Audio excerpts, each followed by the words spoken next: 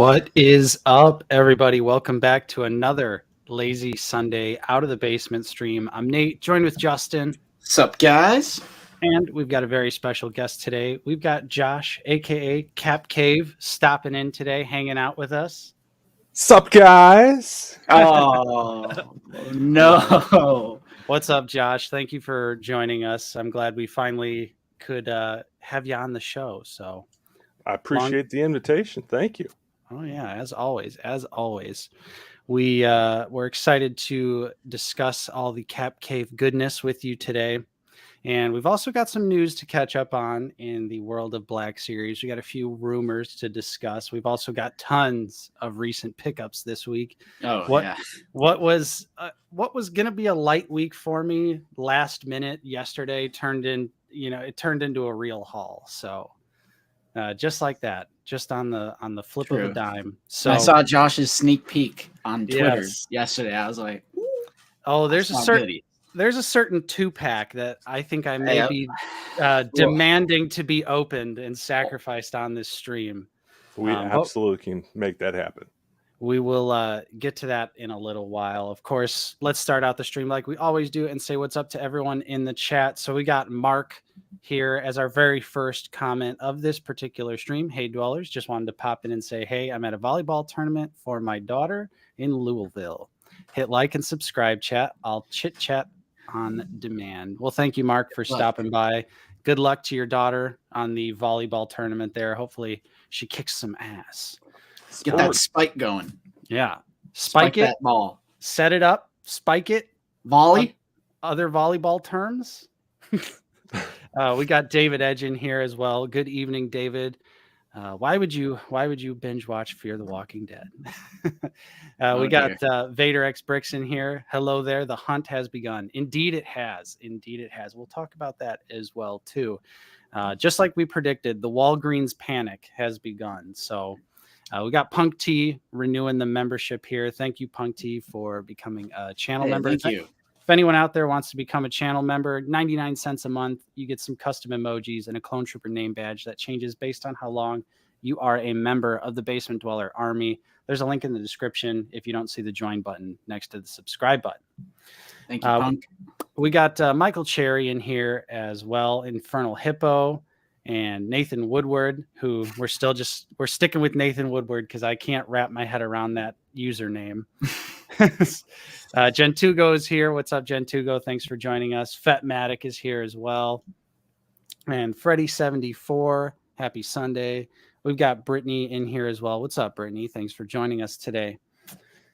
And Salty Trees is here as well. Pretty exciting week for the Black Series. Stream reveals, Wave 32 being secured, and the 212th is officially out.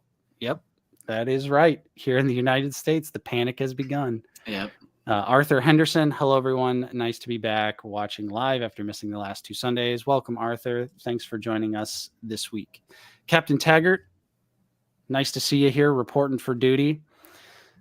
And we've got Wayne Duckett in here as well. Evening, fellas. Good evening to you, Wayne. Thanks for stopping by and joining us today. Jay Meza, how's it going, guys? I might have to go drop by Walgreens from what I'm seeing. Yep, that is absolutely I literally true. hit 3 this morning. Nothing so far. Yeah, I feel like it's going to be pretty grim over in my city too, but I'm planning on checking out a few after the stream. Daniel Garcia, welcome to the stream.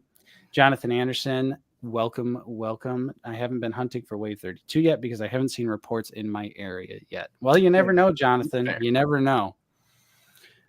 Psycho Emerald is here as well. Hello, my fellow collectors. How is everyone? We're doing good. We're good. And we got Master Razzie in here as well. What's up, Razzie? Thanks for joining us once again. And seriously, everyone, if you haven't checked out the stream with Master Razzie, Star Wars Master Plaster, you absolutely should. 6-inch custom AT-AT, 6-inch custom lat gunship. I don't think I need to say anything else, really. What's up, CT? Yep, CT41. Marvel Legends Man returning to the stream. Thanks for joining us, Marvel Legends Man. Nice to see you here. And we got Gino, Geek Strong, in here as well. Dino. What's up? And Tomas is here as well. Dank Ches. And Superfry 401 finally tuning in live, patiently waiting for some McDonald's, a blunt, kicking it next to my collection shelf. Nice. Very chill Sunday, sounds like. Respect. Quentin Mims, hello. Mr. B, what's happening, Dino? Chuck Weber, Darth Educator, what's up, Dan? Dan's he's got a couple of the new waves secured for us, which is pretty awesome. Thank you, Dan. Sid Wise is here as well. Good afternoon, all. Always fun to spend Sunday afternoon this way. Absolutely. We're happy to have you here today. Mark Hauser, how's it going, Mark? Thanks for joining us. Rhino Hobbies is here as well. And we got Kabashed in here. Alex has joined us once again.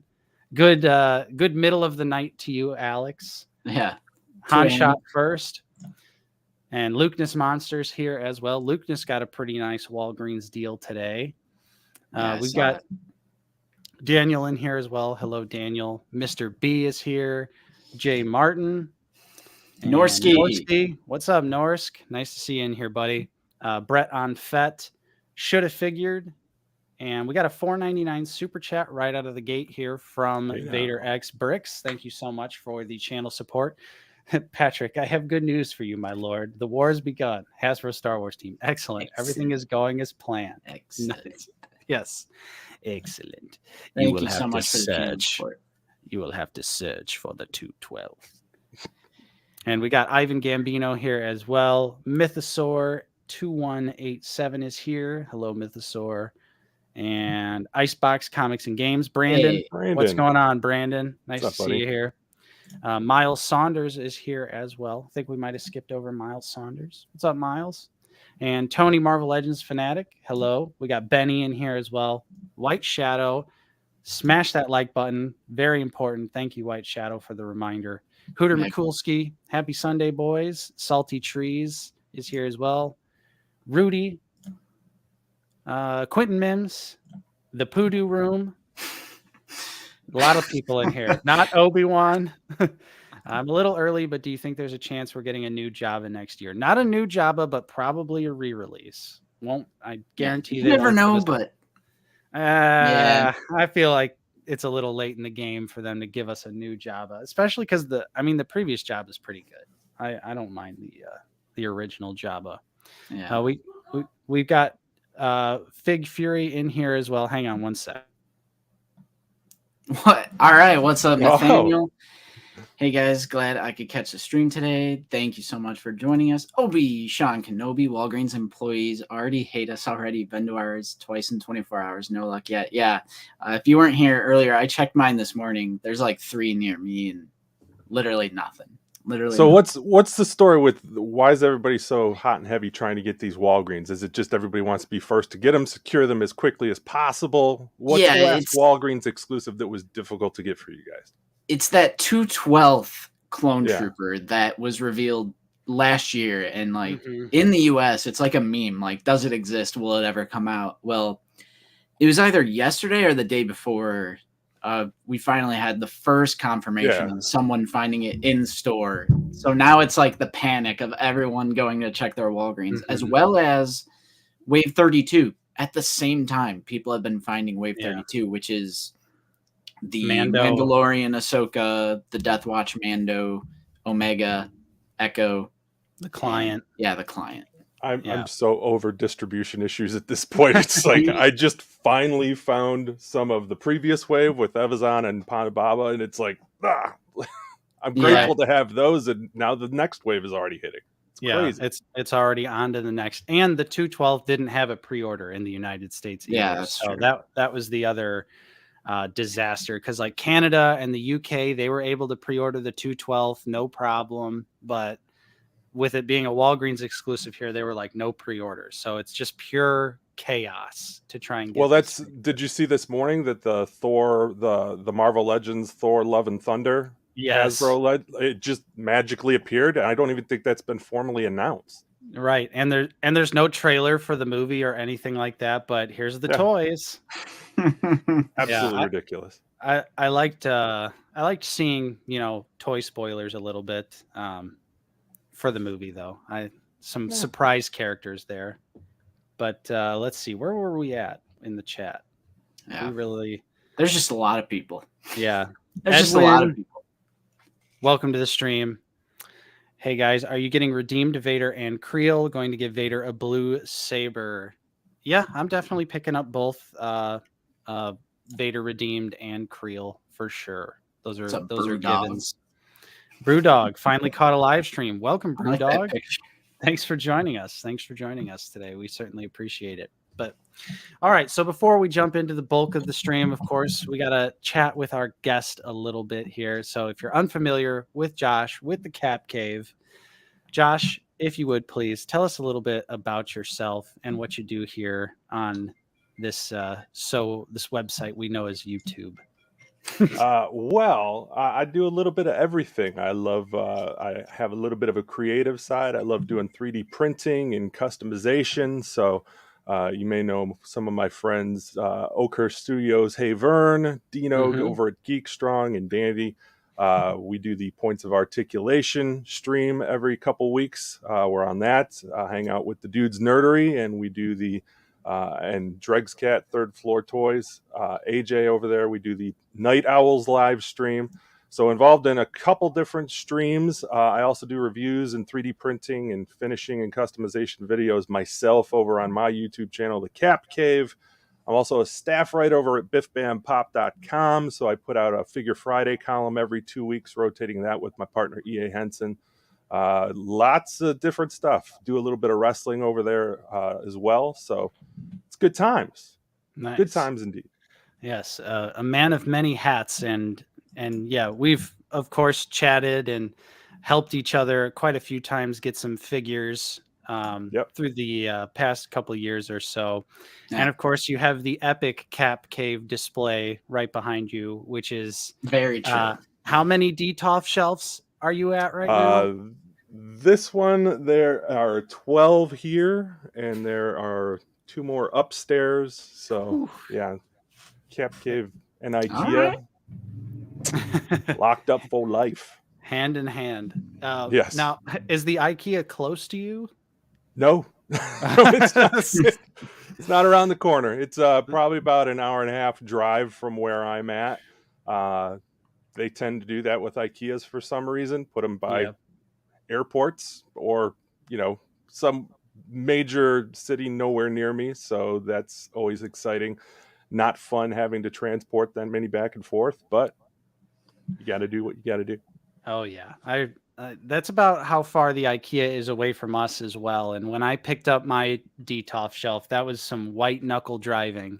Because even though it's unassembled, it's still glass just in a cardboard box, essentially. So it's a little scary transporting DTOF shelves. And so, yeah. And then if you try and buy them online, the shipping is unbelievable from IKEA's website.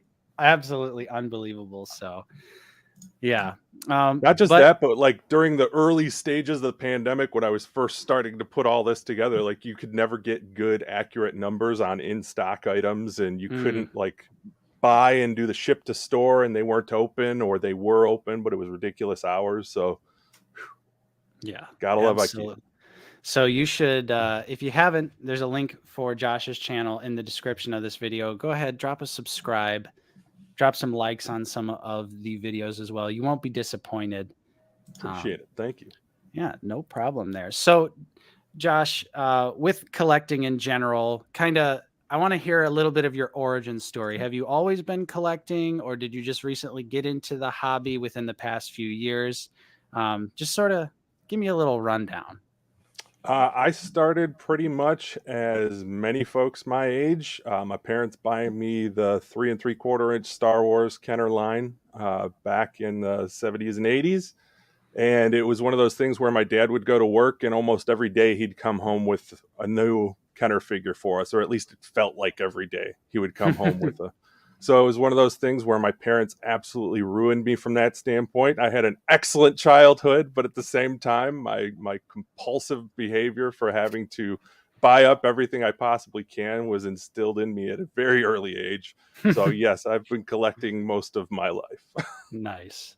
And with that in mind, so you would say what would you say your focus is currently in the realm of collecting? That's really tough to say because I'd love to say Marvel Legends and Black Series, but it's difficult to get them. So I try to embrace all things that I love that make me happy. So I try not to pigeonhole myself into one thing.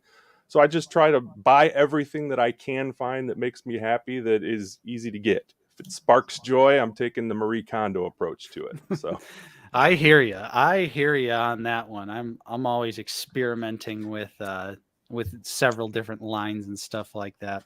Nathaniel was asking, where did you pick up that amazing wall-to-wall poster behind you? So this wall-to-wall poster behind me is actually, it's from Star Wars Celebration. It's the Jason Palmer artwork that they had up in, where was that? The McCormick Center in downtown Chicago. When was that? 2019, 2018 Celebration?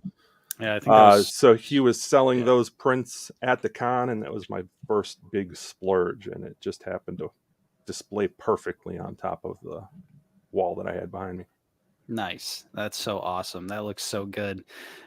We could have went, Justin. We could have been at Star Wars Celebration. We could have went when it was in Chicago, but we didn't. It was great. We failed. We also failed miserably.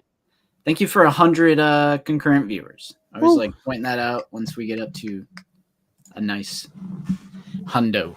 Just no doubt, Salty Trees. Addict, no doubt. No doubt. Yeah, you'll see it once we get into our recent pickups. Oh yeah, the recent pickups are off the chain this week, and but yeah. So Psycho Emerald said recently picked up McFarlane Pat Bat. I think it's weird that Big Bad Toy Store and Dorkside don't have it in stock yet. I don't know, but pretty easy to find in just stores. Go into any store and get it. Yeah, I think that's the best part about McFarlane is you can just walk into the store and buy the figures. You don't need to pre-order anything really, unless it's like a gold label or an exclusive. Which, by the way, Justin, as soon as you got me that gold label Batman last week, I found 6 of them yesterday. So nice, of course. I was like, that's how it goes. You look and look and look, and then you finally find it, and then you find it yourself next week. I mean, that's literally my recent pickups. Like, literally my recent pickups. I found all of them in store, like, after I got them on Hasbro Pulse. So, does it feel to you guys that he doesn't know what he's doing in terms of, like, the distribution of, like, those exclusives? Because it feels like you can never see a platinum edition of something, and then all of a sudden you'll see, like, 20 platinum editions of a figure in a store. It's really weird. I think with the platinum figures, those are supposed to be like genuine, like chase variants, as far as I understand. Like, you can't like pre-order a platinum edition figure. Right. You just have to get lucky and get the platinum. So, right. But what I'm saying is, like, I've seen multiple platinums in one store in the same place. Yeah. So that's why I'm saying, like, it feels really weird how those get distributed. Yeah, I haven't found like a bulk in store yet. Was that I want to say, was that the artist proof like Carrie Kelly Robin? It was that you found. Yes. Yeah, I think I remember I saw you post about that. I haven't found like a plethora like that in stores, but like the recent Batman 66 Riddler, I found like 5 or 6 platinums within like a couple different Targets. And I was like, man, this like, I don't understand this because the platinums are just supposed to be, hey, if you get it, you get it kind of thing. But then like you encountered, like, I guess sometimes they just dump them all off at a random store. But I don't really like when McFarlane does the platinum and it's just the artist proof. I feel like that's kind of a little boring, especially for a character like Carrie Kelly Robin. Like, what other paint scheme are you going to do for her costume? She's only ever been Robin the one time with the classic red, yellow, green suit. So it's like, what are you going to do with that? Yeah. Nate, were you looking for the Clayface or the Titan Joker? Yeah, I am in the market for Clayface for sure. All right. They're at my local Walmart if you want one. Ooh. Well, for some reason when I was doing my Walgreens gauntlet, which is a nice little segue of why I went to all these Walgreens, I also stopped at Walmart and they had like a fresh McFarlane stock. They had the Joker and Clayface, and they had like a fresh stock of the Build-A-Horse Wave. So, I was looking at that horse but it's a good horse. I can't at the moment. Yeah. But that's a good segue though. We can get the news out of the way because I just want to get into playing with toys and opening up stuff.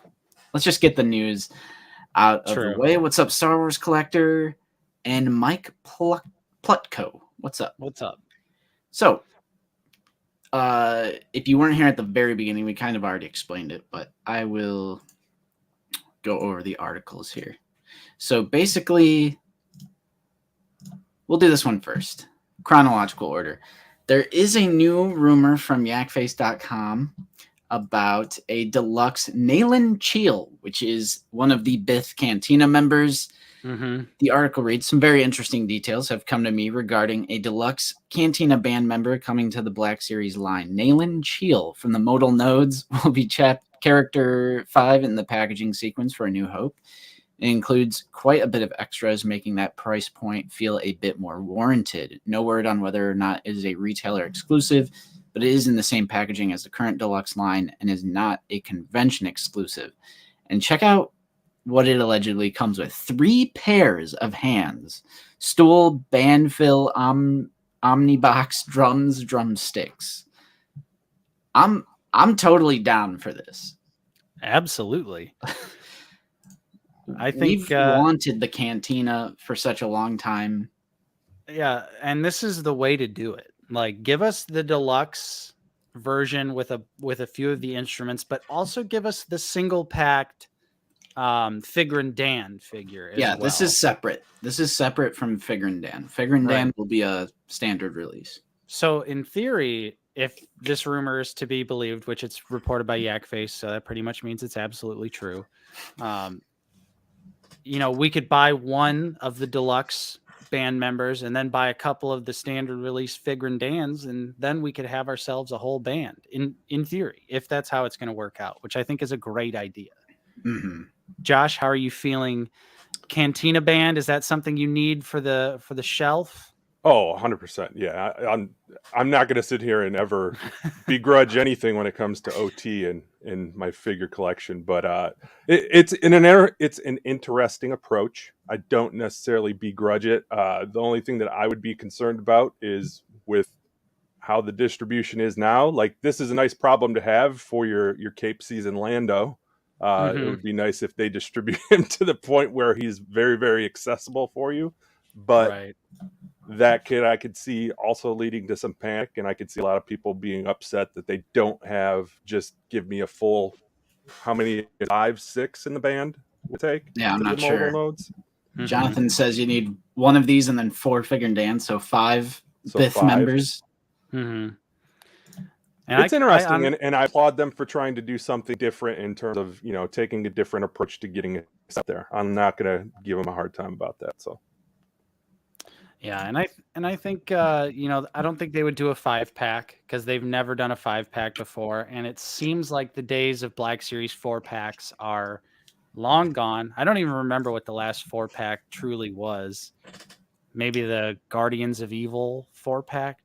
Maybe like one of the Galaxy's Edge things. Oh yeah, I forgot about Galaxy Edge. I forget about all of those things. What's up, JP? Welcome to the stream. Up, JP, Fractured Fett, Drev Zero. What's up, guys? Thanks for joining us. We're at 124 people in the stream right now. Smash like. Boost us in that algorithm. Let's get it. Yeah. I totally agree. This feels like deluxe. I know that's like a lot of criticism going on right now with the Black Series is deluxe figure, whole lot of empty box, not a lot of accessories, and it's basically just because it's a unique sculpt with 3 pairs of hands and then all this other stuff. Like, I don't even know what it is, but I want it, and that to me seems like a deluxe figure. Cantina Aliens, original trilogy background characters, that's something that we have advocated for because they've done enough Luke, Han, Leia, and Landos. So it's time to like flesh out the background stuff. Lobot, ATST driver, Cantina band members, maybe some other background aliens because we do have Dr. Evazan and Ponda Baba. So I like this because, 3 pairs of hands. I would have never thought 3 pairs of hands with the Deluxe Black Series. I honestly think that's like truly the most shocking part of this rumor is that there's going to be alternate hands in the box. Well, I mean, look at it. The weird thing is that at least I haven't heard it, but this was a perfect army builder, and I don't ever remember anybody suggesting that we do take an army builder approach with the band. So from that standpoint, very much out of the box thinking, and I'll take it. Yeah. So yeah, that's a little bit of news that we missed there. Deluxe Nalan Cheel should be coming eventually, because most likely this rumor is true, and that's dope. More original trilogy figures, please. Yeah, and most Deluxe figures are, I guess it's about half and half. If it's not exclusive, this will be super easy to get. Yeah. If it is exclusive, I don't think something like this is going to be exclusive. Unfortunately, it's going to be like the more Clone Wars related stuff, Mando related stuff. Or if it's going to be an exclusive, it'll probably be like a fan channel, which will be pretty accessible to everybody. Yeah, as long as it's easy to get, I'm super down. Absolutely. What are the chances of this not being exclusive, Dan? Very high, in my opinion. Yeah. Or actually, what did it say at the... Okay, it's confirmed to not be a convention exclusive. So, I mean, that doesn't mean a lot, but I don't think it will be. Yeah, and I think I agree with Josh. If it is exclusive, it's probably going to be fan channel or something where it's going to be super easy to get. Because this is a set that, I'm sure people are going to want to buy multiples of this just to probably finish it. If this does come out before Figure and Dan, I mean, who knows which figure is going to come first? But we'll have to wait and see. So pretty exciting stuff. Always excited to get more original trilogy figures in the line, especially like Justin was saying, obscure original trilogy characters, or more obscure. The Cantina Band is not obscure, but you know what Darren Dan all day long. Let's go. Yeah. And then, as we mentioned early in the stream, it is time to panic. Everything is on fire. Let's go. Hit the panic button. Exactly how we predicted. We've said it so many times that the 2/12 drop was going to be a panic drop. And what we mean by that is no pre-order and a random date that is highly unpredictable. And it's just, I mean, what day is it? Sunday? Just a random Friday or Saturday it was going to drop, and everyone's going to rush to their Walgreens to try and get, not only is the 2/12 Trooper here and it exists, Wave 32. Ahsoka. This is the one that just, wow. Yeah. And there's more photos than this, but it's more so on Instagram. But like, it's all of Wave 32 has been randomly popping up at Walgreens. We went from January 2023 release date to April 10th, 2022. And we were saying this for a while that, don't expect these figures to drop that late, especially since Yak Face found them 2 months ago. It was only a matter of time before these figures started showing up big time. I don't think anyone saw Walgreens being the place where they show up in mass, but I know Lukeness Monster has found Ahsoka and Bad Batch Echo. I know that Darth Educator in the chat as well found the entire wave, including an extra Ahsoka and Bad Batch Echo for us. Thank you, Dan.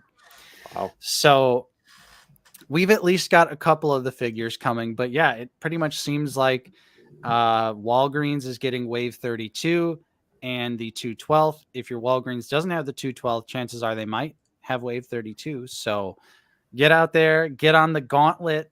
If you're like us, in our particular area, we've got like 15 Walgreens within a 30-minute radius. So there's a lot of hunting to be had. Oh, yeah, that's true as well. I don't know if you saw, Nate, but Big Bad has been processing orders for Echo. Oh, okay. Yeah. I saw a few of those in the Discord, so nice. Yeah, I just like that we were correct. And everyone is panicking about 2023 releases, even though they revealed them, a month ago. Right. I think that's just like a placeholder because of pandemic and shipping crisis related issues. It's like what is the word? Buffer, kind of. So right. So they don't have to keep delaying them. Did you guys find it odd that the live stream that they had this week, the reveals, they already had images of the figures in package? Like and they had them physically like in right, hand. physically there. Yeah. I thought that they don't get that until they're very, very close to production. So like, if that's a finished product, like why are we talking release dates of next year? It just feels weird to me. Well, yeah, and the other thing that was weird about that, like in the live stream, Eric said, for example, Saw was going to be on the shelf winter of 2022. You go to pre-order it on Big Bad Toy Store, Dorkside Toys, GameStop, what have you. It has a February 2023 release date. So it's like, I would assume that Eric's response is the more accurate release date, considering he works for Hasbro and knows that information. But same with Grail and all them. Yeah, they have all of this stuff listed as February of 2023, but in the live stream, they said everything that they revealed was going to be out before the year's end, I believe. So I'm not sure why there's a discrepancy, but if you pre-order these figures, don't expect them to show up next year. Expect them at the end of this year. Budget for that, because otherwise you're going to get caught off guard when they ship early. What are you guys, as far as Walgreens are concerned? How often do you guys hit Walgreens on average? Like, are they a regular part of your hunting? No. No, absolutely not. Okay. When there's something like this going on, then I absorb them back into my hunting gauntlet. Sure. But most times of the year, and I'm sure, because you live in the Midwest as well, you probably have a ton of Walgreens. Yep. I'm sure your Walgreens are a lot like us, where anytime you go there, they have like Finn and Jin and Cassian still for $22.99. And that is the experience at most of our Walgreens. So I usually just skip right over them. But now I'm going to have to rotate them back into the hunting regiment. What about you? It's the 212th is an army builder too, so that kind of sucks. Mm-hmm. Sure. That it's Walgreens. Yeah, so for me, like, I usually hit them up pretty regularly. I've been looking for the new Marvel Legends, the Quasar. They put the Binary, the Baron Zemo, those went back up for pre-order, which shipped right away. So that was cool. But the Walgreens around me actually cleared out their entire toy section. Like, they'd let everything run to bare bones. So I don't know if there's a reset, if they were adjusting footage for that section or what was going on, but they haven't restocked anything as far as Star Wars, WWE, any of the traditional ones that I would look for. Marvel Legends, they haven't done that in a long time. So maybe it's just they've got this stuff now sitting in a warehouse and they're going to start pushing it out. But the weird thing about Walgreens distribution is it's all like 1 to 2 figures at a time, and they put them in those plastic totes. So there's really no telling what you're getting. Yeah, and we have a Walgreens distribution center actually in the town over from us. So that's the epicenter of them putting them into those stupid little plastic containers and shipping. That's why I'm sure if you're out there and you found a couple of the new Wave figures at your Walgreens, that's why. Because they probably put Ahsoka and Echo in a box, shipped it to one Walgreens, and then shipped Client, Omega, Deathwatch Mando to the other Walgreens. Yeah. So that's the game you got to play with Walgreens, which is really stupid, and it makes it very hard to accurately track or have like a good lead on anything in store. It's been that way for what was the first exclusive that you remember hearing going to Walgreens? Wasn't it the prototype Boba Fett, right? Oh yeah. Yep. So it's been going on ever since. And to Walgreens' credit, Walgreens has made things available online, and they're very good as far as their shipping practices are concerned. It's just weird when these fire drills happen and everybody feels this unbelievable FOMO that they've got to hurry up and grab one. And it just sucks that it's with an army builder. Yeah, because with 212, there wasn't a pre-order and it's not available on their website for whatever reason. Kind of similar to the Target Clone Wars stuff, how there wasn't a pre-order for that. But don't you think that Walgreens will end up putting those up? Because the last Star Wars one was one of the red clone troopers, if I remember correctly. The Phase 1, was it? Yeah, it was the lieutenant. Yeah. Yeah, it was the blue Phase 1. Okay, and those were pretty easy to get, if I remember correctly. Like, they offered them up for order multiple times. Mm-hmm. So that's why you guys are all in a panic, and I'm like, yeah, I think Walgreens will be okay. I'm hoping. It's just I feel like there's a little bit of difference in popularity between the Phase 1 Clone Trooper Lieutenant and the 212th clone, considering, you know, obviously 212th is Obi-Wan's Legion, so more people are going to be more inclined to want to pick up a few of those. So, because, like, you know, on the Black Series shelf, we've got all these 501st troopers. We've got Anakin, we've got Ahsoka, we've got Captain Rex, and then you go over to Obi-Wan, and we have the original 212th trooper that's impossible to get unless you got the 4-pack, and Commander Cody. Yeah. So there's like a big discrepancy between the legions. Or you could just be friends with someone from Hong Kong. Yeah, there true. And then you already have the 212. That's all you got to do. I'm just kidding. Very privileged. It's so simple. Just know someone in Hong Kong. Yeah, it's the easiest thing to do. Yeah. Fig Fairy, thank you so much for the donation, the channel support. Fig Fairy 79 2.0 $40 super chat. Thank you so much, Fig. In anticipation for recent pickups and hoping for sacrifices to the Fig gods as well. Also, welcome Cat Cave. Your collection looks impressive. Most impressive. Thank you. Thank you so much, Fig, for your generous donation. That's a hefty one there. I got to play a clip for that one. Let's see. Yeah. We can pay you 2,000 now, plus 15 when we reach Alderaan. 17. Okay, you guys got yourselves a ship. Thank you, Fig. Thank you, Fig. And we also have Kabashed here, who did send us that care package. And it wasn't just the 212. There's some other goodies in there as well that we'll get into. Yeah. For sure. Absolutely. Oh, Psycho Emerald's also got a great option. Or just move to Hong Kong. Yeah, that's true. Very easy to do. Simple. All right. But yeah, is that all the news for this week? Just those two little... I believe so. I mean, it's big news because we've been waiting on that 212th trooper forever. Mm-hmm. But yeah, that's about it. That's about nice.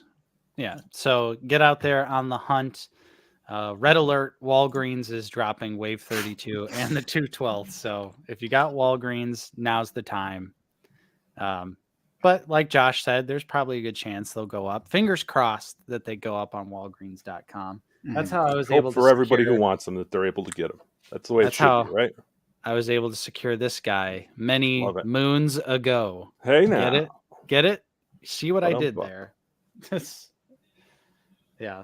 But so yeah, do you guys want to just talk about a bunch of toys now? Since sure. I feel like this is what we've been waiting for. We've got a lot of stuff to go over, a lot of recent pickups. Justin, you want to do the same order as always? You want me to start it out? Sure. I'm down for that. For that. Sure, I know. So let me start out here with a couple things that Kabash did send us. Like we said, he sent us a little goodie bag care package sort of deal. We thought it was just going to be the 212th trooper, but he snuck a few other goodies in there. So I'm sure most have seen my review for this little guy, but there is the brand new vintage collection Deluxe Book of Boba Fett, which just looks absolutely incredible. A great amount of detail. Let me put his gun down so there's not a shadow on his face. And easily, along with Bo-Katan, one of the best vintage collection figures to date. Love it. It's got those nice hips to where you can he just kicks forward like a Black Series figure. It's amazing.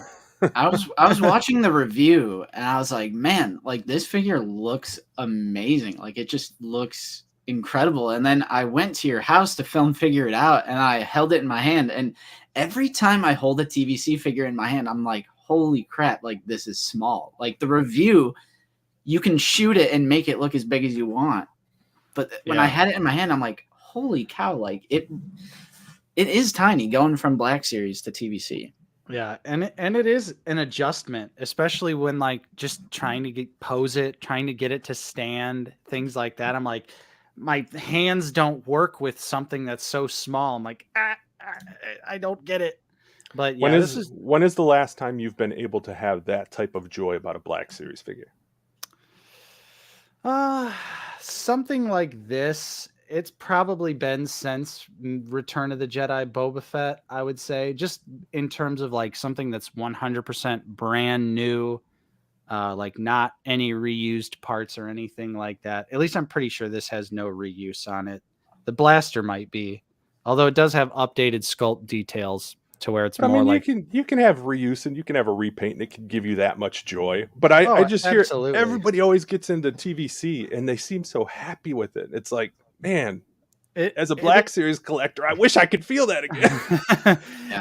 The thing that I personally have been loving is just the world building. Like recently I set up my TVC skiff and I was able to put the pilot on it, Han Solo on it, Skiff Guard Lando is on it, Luke Skywalker with the tunic is on it, and I'm just like, I have them all sitting there. It looks amazing, and I couldn't do that with Black Series because the skiff would be absolutely massive and it would take up so much shelf space, and they would never give us the various Skiff Guard aliens that we would need to fill out that display. True. Yeah. And I also like mixing in old stuff like Power of the Force and things like that, because there's still a lot of Power of the Force figures that look great, and I can just fudge those right into the display and no one will know any different. But Kabashed also sent us a couple Spider-Man figures.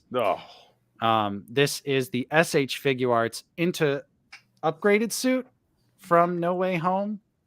I have the box somewhere. I don't remember where I put it exactly, but I am not usually typically a fan of MCU suit designs, but something about this just really spoke to me. I really like the gold, and kind of does in a way give you that classic Spider-Man costume, but also has those elements of basically the MCU Spider-Man, Iron Man Jr., because you get the gold. So I feel like it's a nice balance between sort of the two, like, things that we get with this version of Spider-Man. And this is just a great figure. It poses so well. The articulation's absolutely crazy. And yeah, I was like, this was a figure I was trying to get, because this is also an SH Figure Arts figure that's only like $30 if you can find it, which is great. I can't believe SH Figure Arts would be able to discount a figure that low and still keep the amazing details, the articulation, and you get 6 extra hands too. So it's crazy that Hasbro's prices are going this way and SH Figure Arts is going this way for some reason. I don't get it. What? Yeah, I don't get it. And then another open figure that I couldn't wait to open and get this going. Ooh. The Diamond Select Urkai Orc from the Lord of the Rings line. Looks like meat's back on the menu, boys. How does he know what a menu is? The world may never know. But yeah, this is the Urkai from Fellowship of the Ring, the one that kills Boromir. And this figure is absolutely amazing. Fantastic articulation, great sculpt work, amazing details here. Comes with the alternate helmeted head, if you want to go with that look. You also get the shield with the white hand of Saruman, I'm sorry. And you also get this giant ass spear. So you can turn this into a spear wielding Urkai, or you can have him wielding the sword. You get 2 heads. This is just an excellent figure. Diamond Select, the Lord of the Rings line is so hit or miss. The creatures they've done so far are absolutely mind-blowing, amazing, but the humans are just... So in relation to that, which I haven't opened this figure because I've heard nothing but bad things about it. Here's Gandalf the Grey. the other A figure Hunter. that was included in the wave. The wave was the orc and Gandalf. And yeah, I've heard this figure is not good, so I'm a little afraid to open it. And yeah, the face doesn't look promising, but I've heard that there's problems beyond that. So something I've been neglecting to show. I've had this for a couple weeks, but I keep forgetting about it. Yeah. Boom.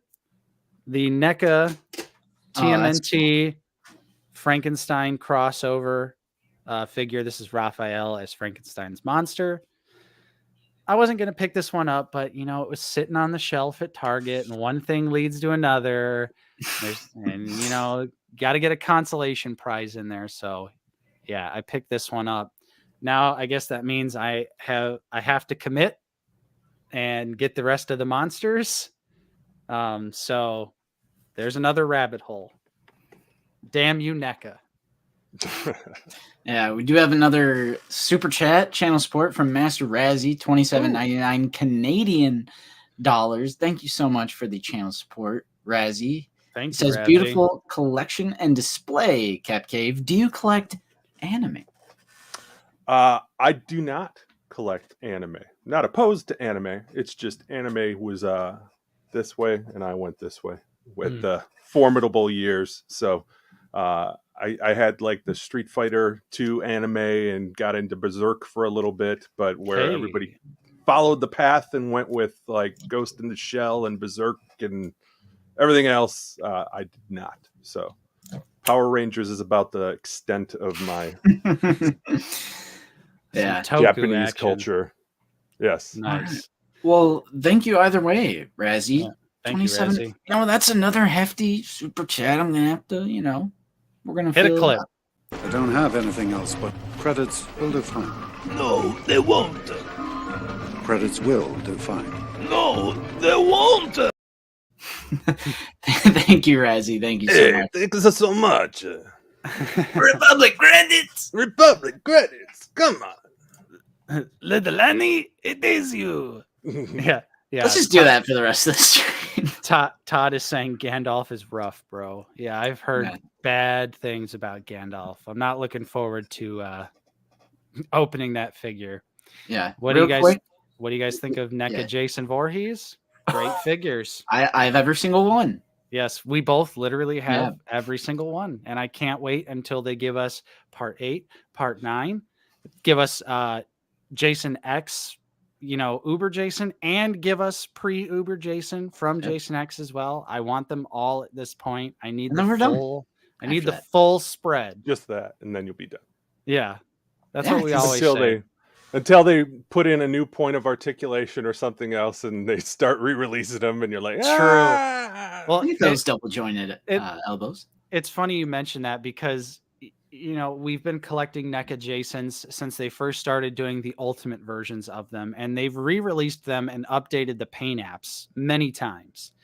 And there's been times where I've been sitting there in Target and the mask is because the nose more, specifically okay, Friday the 13th part 4, Jason has a little bit of paint rub on his nose from the battle damage he sustains in part 3.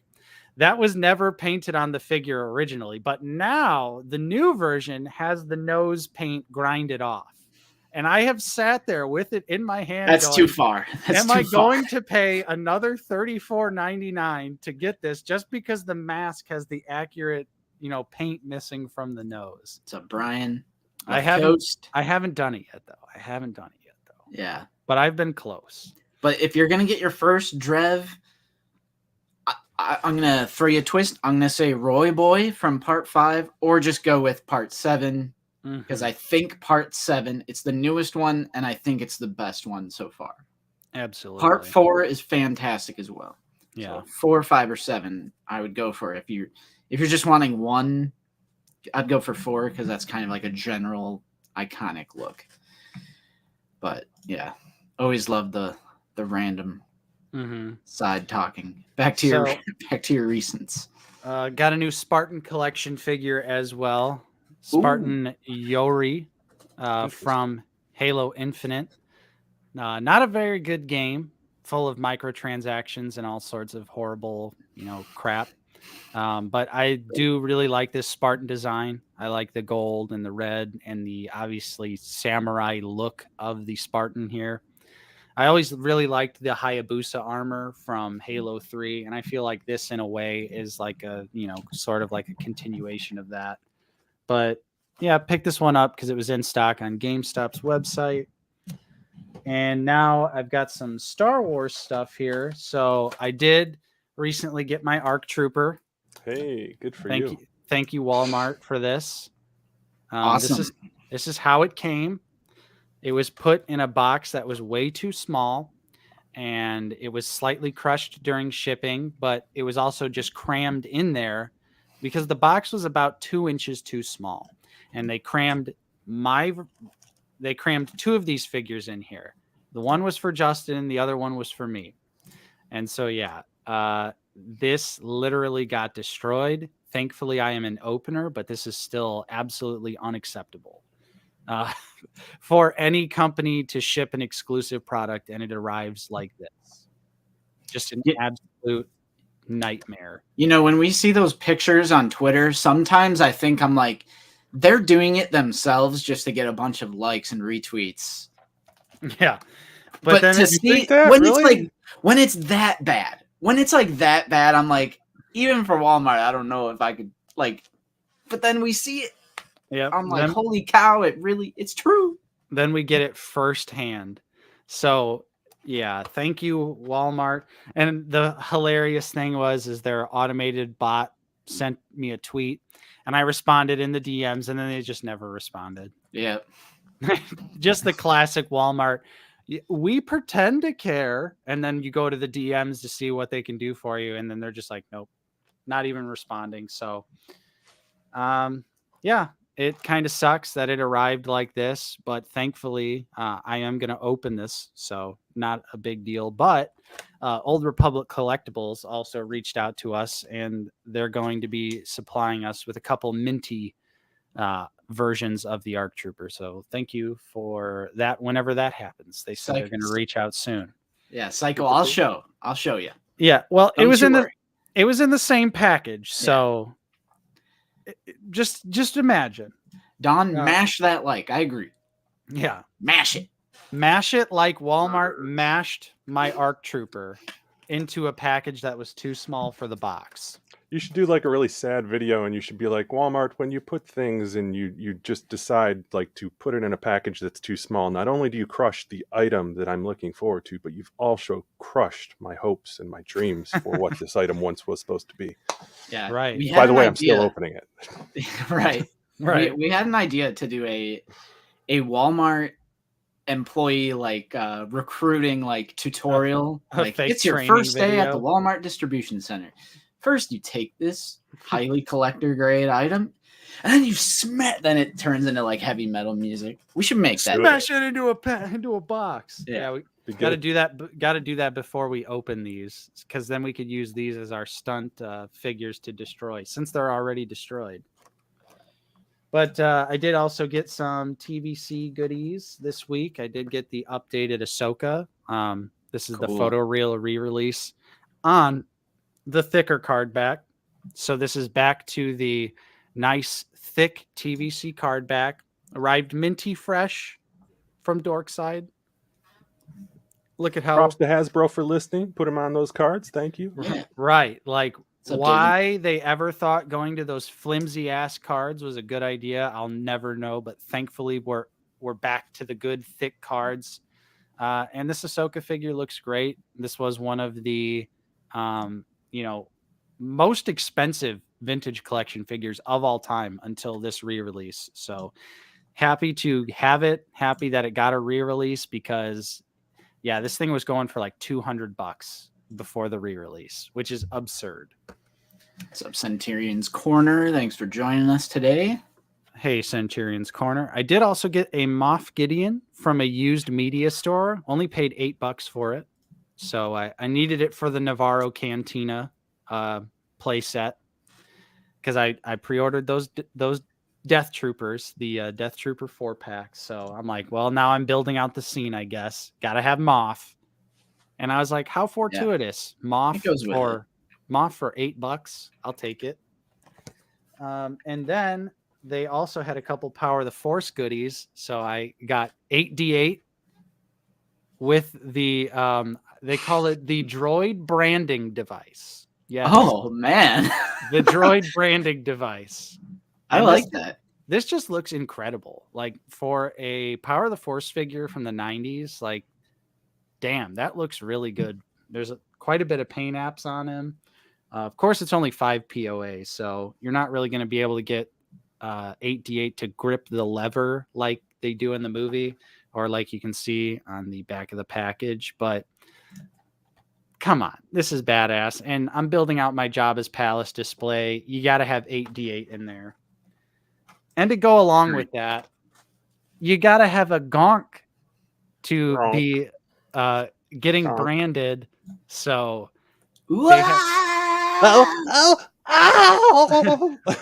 why do these poor droids feel pain?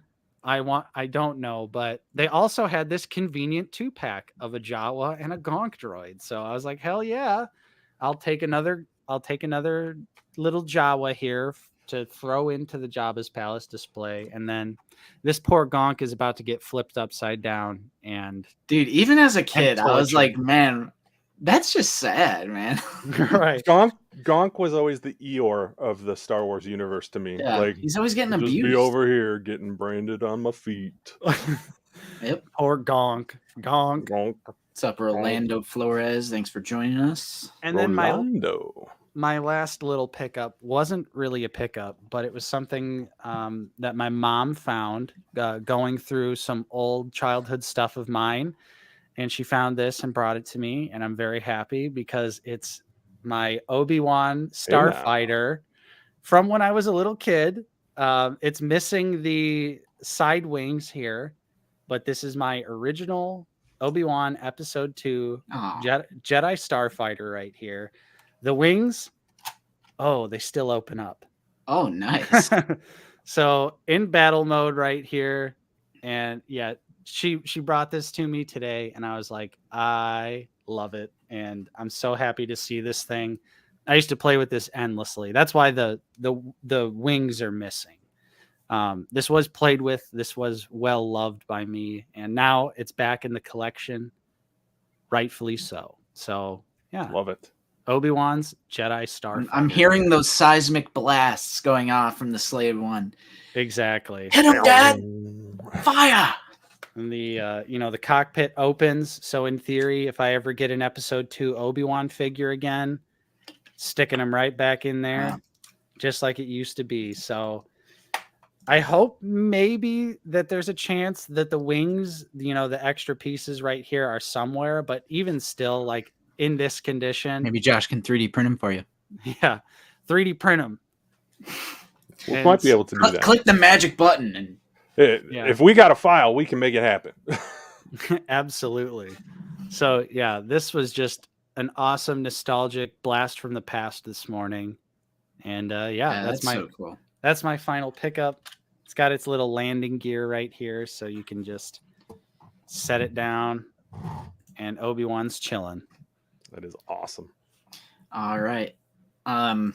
If I may make a suggestion, I say Josh goes last just because he has something in there. I feel like for me and you, it's going to be a little icing on the cake. So the 2-pack is the one that you guys are most excited about, so we'll save that for last. All right. Very well. I'll go next. I just I'm looking at everything in front of me. Like, I just love toys. Like, I just love plastic. You asked that question in Nate earlier about like when you were like incredibly satisfied with the figure. I have one example of like 100% satisfaction that we'll get to, but I have a bunch. I actually need to, because I like to do it in chronological, so I have a list here. Oh yeah, first thing, I finally, after all this time, got some Hasbro Pulse flight stands.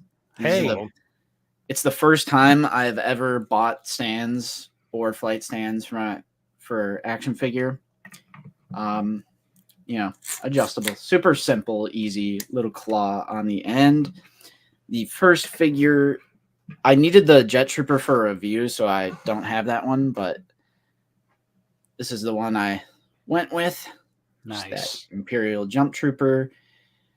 So that's like an example of what, if you're looking to to improve upon your display, I would highly recommend getting some flight stands for your jumpy boys.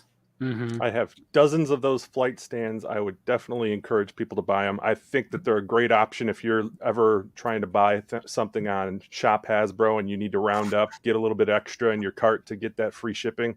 For $15, you get 3 of them. They're a tremendous value at $5 a piece, I feel. Oh yeah. Oh, yeah. With how sturdy they are, Yep. and the bases have pegs on them, and the little claw piece is super articulated. They're honestly some of the best stands just in general that you can buy out there for the price. And some things that I don't see a lot of people do, but I love to do, is you can put multiple posts on the same stand, and you can have figures combating each other in air or do different poses and things like that. Because there's like, you can customize where the main base goes into, but then there's also pegs. And I've seen like a Dude's Nerdery, I've seen him put like the Hasbro like explosion effects in there and stuff. So you can actually like create neat little scenes, and translucent, you can't really notice them. So I highly recommend getting some of those. Absolutely. Then you guys know my saga of trying to find Wave 31. You know my stories of going to Walmart at the wrong place at the wrong time. Well, Hasbro Pulse restocked them. I bought some, and then the next day, of course, the Walmart I go to just has a fresh case. But because of that, and we'll make a sacrifice today, we did get an additional, this is my second of the Jedha Patrol Stormtrooper. The black line placement was perfect. Paint looks fantastic. This one, I'm going to do no backpack and just have a regular Stormtrooper with the orange pauldron. Love the aqua on the box as well for Rogue One. Again, this is my second, because every time there's a 2020 Stormtrooper, I just can't say no. I just can't stop myself every time I see. And you can easily remove the pauldron, even if you wanted to get this just for a regular Stormtrooper. Easy stuff. Easy stuff. What's up, Apollo 8? Thank you for joining us. Army building that 501st, and the Jet Troopers are on flight stands on the back looking all badass. Yeah, that's the first one I did, was the Jet Trooper, but I needed it for a comparison in a review. So Action Display also, what's up, man? Thanks for joining us. What's up, Action? All right. And then this is another in-store pickup when I found that Jedha Patrol Stormtrooper. I initially wasn't planning to get it, but I knew if I found it in store, I would pick up the Leia to go with it. I'm an OT guy above all else. And I think she's going to look good on that early bird 40th anniversary stand that came with the Vader, where it's just like the Star Wars logo and it has like the little tier stands. I think she'll look good on there holding the medal. I'm also feeling the original trilogy main cast fatigue. I say that all the time and then look at me. Just like when they announced Diaper Luke and we all shamelessly purchase it. Back to Tank Luke? Yeah. I'm down. I'm down for that. 2 is better than 1. Yep. All right. Then where are we at here? Where are we at? Okay. Then Ivan. My girlfriend, Lucy, shout out to Lucy. Big shout out to Lucy. She just randomly came home with this. She knew I was personally passing on it, but I had said, I'm like, this is a little tempting because of all the accessories and like the egg and everything else. But I'm passing on it. I just can't. I told her, I was like, I can't justify buying the same character over and over and over again. So she just randomly came home with this one day. And that is the Muddy Mando. Hey. They're perfect for Easter, everybody. They come with their own eggs. Come with their, The egg is so cool, too. It's worth it for the egg. Look at that yolk. Well, let's not go crazy. It's not. No, it's not worth it just for the egg. Okay, but the egg and the season 1 pram.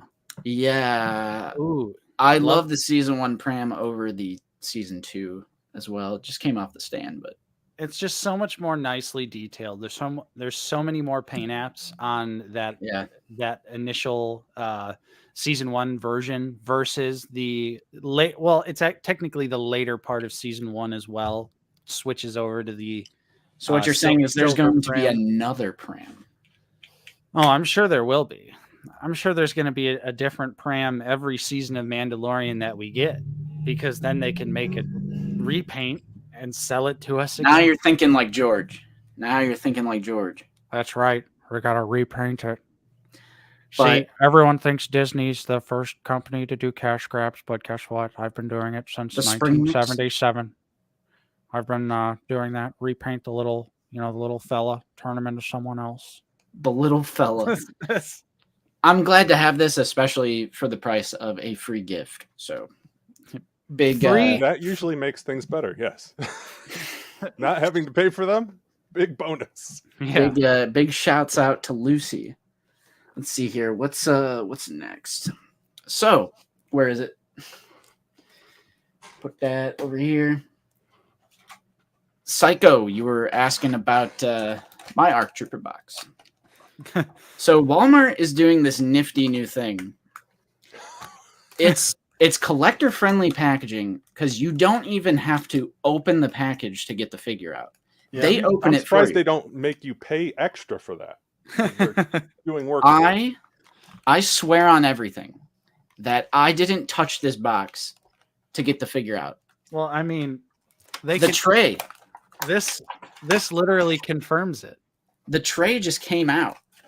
A reminder to everyone that both of these figures came in the same package. So this is what Justin's looked like, and yeah, I didn't even have to open it. I don't have to open mine either. I can literally just slide the tray out, and there it is. It's thanks Walmart. You've made great collector friendly packaging. Yep. But it's gonna make the review a breeze. He's dope. I know it's inaccurate to the actual character model of the ARC Trooper Captain Fordo from the Tartakovsky 2D micro series, but okay, I was born in 95. I grew up with, in the prequel era. And I loved the prequels as well. I watched the OT first, and I'm OT above all else, like I said. But growing up in that prequel era, and for anyone who's like me, there is one key to all of our hearts, and it is just throw stuff on the clone troopers. Throw extra armor bits, pauldron, ammo pouches, and straps, and you go, that looks cool. That's literally the key to our hearts. Yep. Just throw that extra stuff on a clone trooper, and I go, cool. Yep. So what you're saying is you guys are the ones that ruined it for the rest of us collectors by buying up all the different color combos, and that's all they focus on now? Got it. Thanks, guys. Yep. You're so welcome, Josh. As I look over at my sea of stormtroopers and clone troopers, all in their different colors. Yeah, because I feel the same way about stormtroopers as well. It's like, give me the jet of patrol, give me the artillery, give me the incinerator, give me the regular, give me the commander, the shadow, crimson. Give all of that to me. And I do like that this particular figure comes with the 2 DC-17s, comes with the carbine and the blaster rifle. So it comes with all the clone blasters. But technically the blasters are inaccurate. Well, the TVC figure is 10 years old. So that's how they were able to do the accurate, which that's not excusing this, because Black Series is always like, oh, if this existed in live action, they would have the DC-15. Here's my little guy. Yeah, to me, this is just a Phase 1 ARC Trooper. It's not... I don't look at this and I'm like, oh, the Tartakovsky micro series. To me, it's just it's a Phase 1 ARC Trooper. Yeah. Look, I got mad respect for you guys that can point out all those differences. I'm not on your level by any means, but I cannot imagine how frustrating collecting must be if you guys are that in tune. Oh, it's not the same thing. That would. Oh yeah. It feels like you're just limiting so much of what you actually would enjoy about collecting. I think for Justin and I, we're pretty level-headed about it. And Yes, and I we, would agree. and we understand that, like, for instance, if you look at the package here, you'll see the pauldron's different, the pistols are much larger, and then if you look at the back of the box, yeah, it's just he's just supposed And the to have, pouch is on the other side. yeah, he's just supposed to have phase 1 clone trooper legs. Yeah. But for the sake of all of the ARC troopers being on the ARC trooper body for the Black Series, like, it makes sense that they would just put it on this body. It's going to fit with Echo. It's going to fit with all the other ARC troopers they plan on releasing, the Umbra Operative, all those different color combinations. So I think in that regard, to me, that's why something like this doesn't offend me. And I still think that this is badass and awesome, even though I'm a huge Tartakovsky Clone Wars fan. And I know that this is technically inaccurate to the design, but it's still a badass looking ARC trooper to me. And I like that they're actually keeping the ARC troopers consistent. I think it's going to look great in the long run, because think about how many different clone bodies we have. And you look at your clone shelf and there's, the original body, the Rex Bly body, the Hawk body, the 2020 body, the Elite Trooper body. Like, there's so many different combinations of clone trooper bodies out there that I like that they're maybe trying to keep all the ARC troopers consistent. Mm-hmm. I just look at that and I see a badass figure. I would absolutely put that on my shelf. Like, absolutely. Right. Like, I agree wholeheartedly. Like, this, it just, oh, it's a clone trooper. Yeah. Oh, it has extra bits on it. Yep. It's an ARC trooper. I love it. Just purely aesthetics. Mm-hmm. And let's see here. What is next? Now let's get into the loot from Alex from Kabash Figures. Getting right into it. 212th clone. Hey. The review for this is filmed and edited, and it will go up on Tuesday. Hey. And spoiler alert, because, there's 145 people in here. You're sacrificing your precious Sunday time to just watch us play with toys. So you guys deserve a little sneak peek on my thoughts. I'm missing the black line this time around. Usually I'm not a stickler like we were just talking about. But if you compare it to, like, I already put them all away, but that Jet Trooper that had the black line, I think it helps contrast with the color scheme. And with the 212th, it's like a lighter shade of, like, orangish yellowish and then white. So I think the helmet almost looks too white, but I'm fine with it. Like, I love Clone Wars, and I know in the Clone Wars they don't have the black line, but I think this time around I would have preferred them to add it on there. The black line just breaks it up so nicely, and it's so comfortable. I'm getting Michael Myers vibes from this figure. It's just a little too white. The black, even though they are a clone. visor. The devil's T-visor. Yeah. But other than that, fantastic figure. I love the new clone bodies articulation. So in the articulation department, it's going to be very natural, especially compared to the old clone body. And it doesn't. The color is different. The Commander Cody and the 212th Trooper that came in the Order 66 pack, it's a darker shade of yellow. But, I mean, it's accurate to the Clone Wars. Yeah. Well, and to be fair, none of the 501st figures blues match either. So very true. Very true. Captain Rex, Echo, 501st Archive, all of those. Jet Trooper.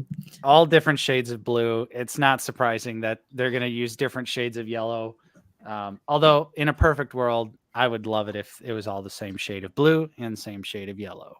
Yeah. But again, Alex, thank you so much. I know you're in here all the way from Hong Kong. It arrived super quickly. And yeah, literally like 5 days. Yeah. And there is like 4 things in there. So Nate and I split it up, and I ended up with 212th, which is nice because I love clones. I'm a clone junkie, as we've established.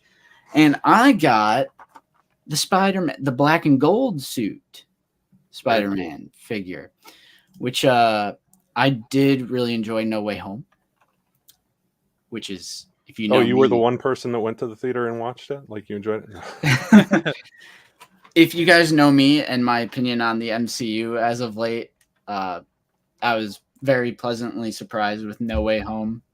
And I like how Tom Holland's Spider-Man, like, he becomes Spider-Man at the end of the film. So Finally. you know what? I'll take this. And this is my first SH Figure Arts as well. So this will be another potential sacrifice for today. And Nate, you said there was something special about this one, right?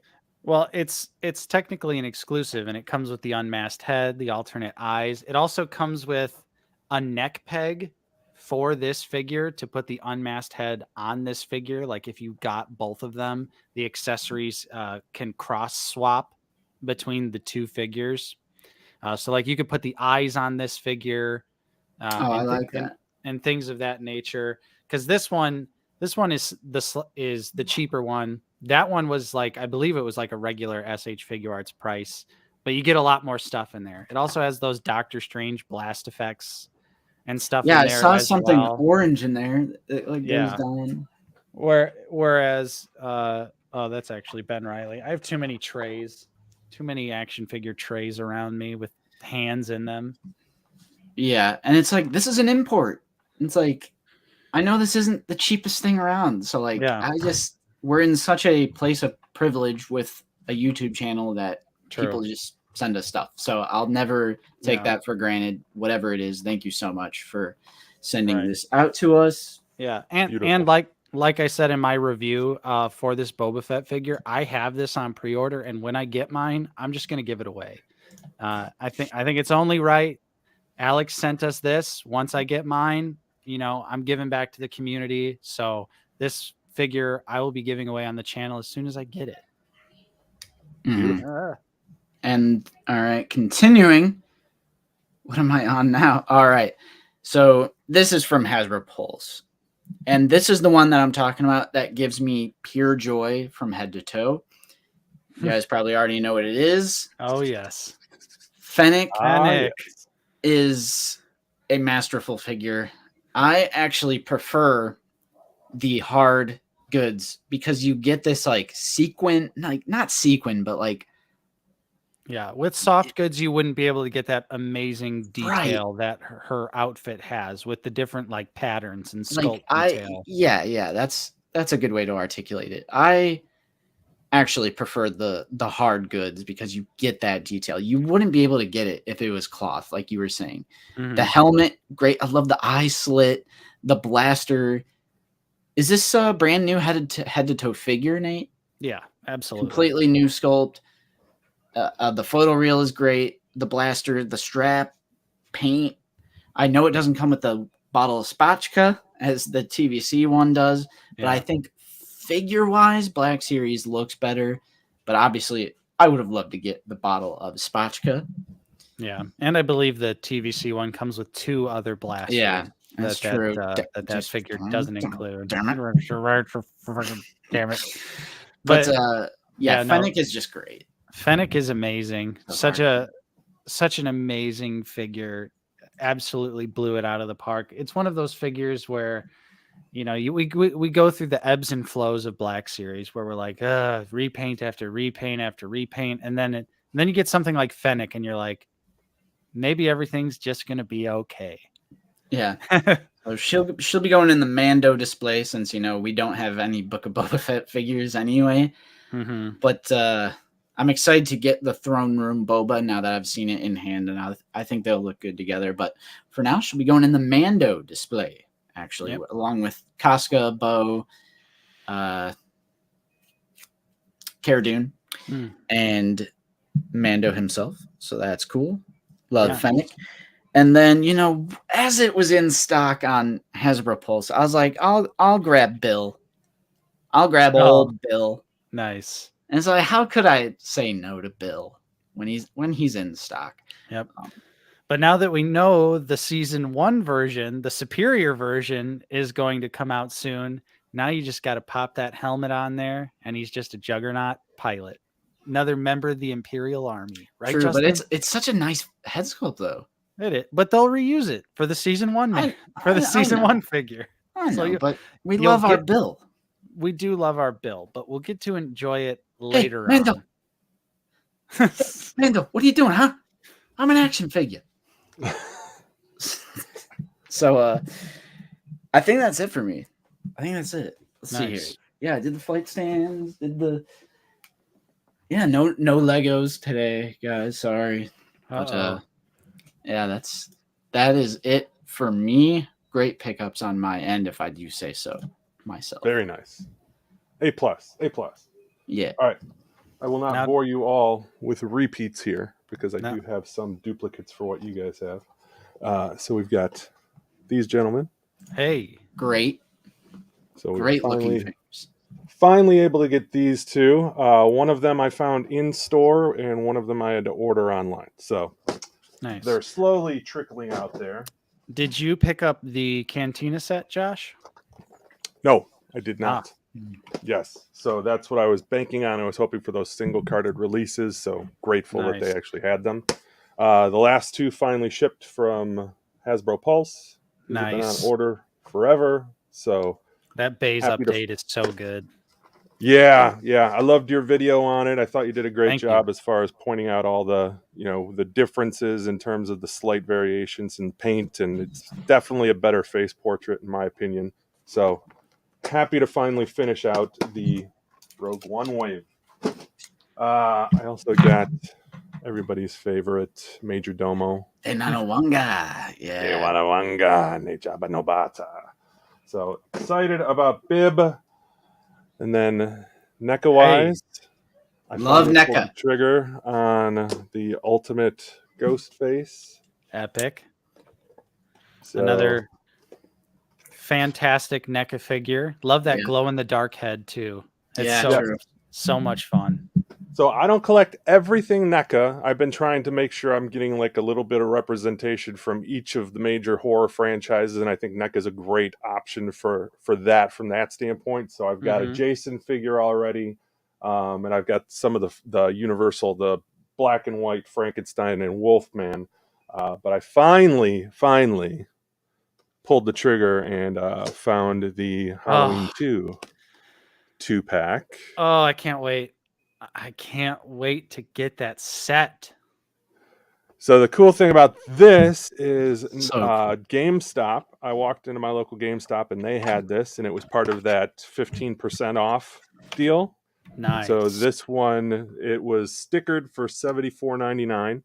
I got it down to I think $64 with the 15% off, and then I had enough reward certificates to get this down to $43. So nice. $43.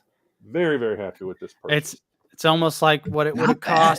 cost 3 years ago. Exactly. Yep. What an amazing set. With Loomis, with the flame effects, I figure I probably won't need another Michael Myers after this. Hopefully, we shall see. But, yeah. Until NECA finally ponies up and gets the rights to part 1 again, and then they can give us a proper 78 Yes. Michael. Would be nice. Absolutely. Would be nice indeed. So Yeah, that's all I got. Nice. That is a great set. I like because we're big like Halloween 2 defenders out of the basement as well. I think it's a very nice continuation of the original, even though the original is obviously masterpiece status. I think that the fact that I've finally picked up something Halloween, I'm going to have to go back. The set that I've seen a couple times and I've passed up just because I wasn't ready to commit to the price was that the Halloween 3, the trick-or-treaters. Oh yeah, I got it right over here. You need the trick-or-treater set. It's so I think good. I do need the trick-or-treater set. The TV, all the alternate melty heads that it comes with, and they even come with like plastic and paper trick-or-treater bags Yes. that are literally made out of plastic and paper. So good. Nice backdrop for... Ooh. You can't even see it. There's so many accessories shoved into that box. Yes, Nice. right? So that's pretty sweet. Excellent. Yeah, I opened up Leia right here. She's good. A lot of soft goods, and it's like it's not. The soft goods aren't overdone. It's so All frustrating because when they do soft goods really well. I mean, it'd be nice to have a wired cape, but then we're definitely talking a little bit more money. But we got some like shiny shoes on here as well. Look at that. Oh, she's got some heels. Like it's kind of like it almost looks carbonized shoes. She's got carbonized shoes. Oh, please don't plant that seed. If they hear the word carbonize with her, they'll figure something out. Face likeness. Pretty good. Looks pretty good. I'm glad I picked it up. She'll look good on the general Star Wars display. Now we're all having fun. Yeah. Hey now. Which one is that? The Raph. Yeah, okay. I'm opening Frankenraff right now. See, it's playtime, boys. Playtime. Yeah. It's playtime on the stream. Let's see if I can stick the hand in here. Fig. Love that Halloween 2-pack. Yeah, I do like Halloween 2 Fig. Nerd affiliated carbonized cloth figures. Like, if they would carbonize just the armor, I think it would be a lot better. But the fact that they carbonize like the suit that they're wearing under the armor, that's what I'm not a fan of. Just not a fan of that. So we get some nice guns. Quite literally. Someone say guns? Don't tell McFarlane. Guns? Yeah, don't tell McFarlane. So if you guys are in the market for some nice looking guns, by all means, the Halloween 2-pack is your place to be. Another thing that they did is they packed in some extra arms for Loomis. Oh yeah, so you could have the suit or the. So you can have the suit or the trench coat. Love that. Another useful hand accessory if anybody is looking to have concert night. Nice. Yes. Hand with a lighter. Time, Michael. Love that. Ooh. We've got the always popular.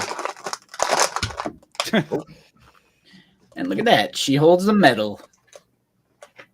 Nice. Here you go, Han.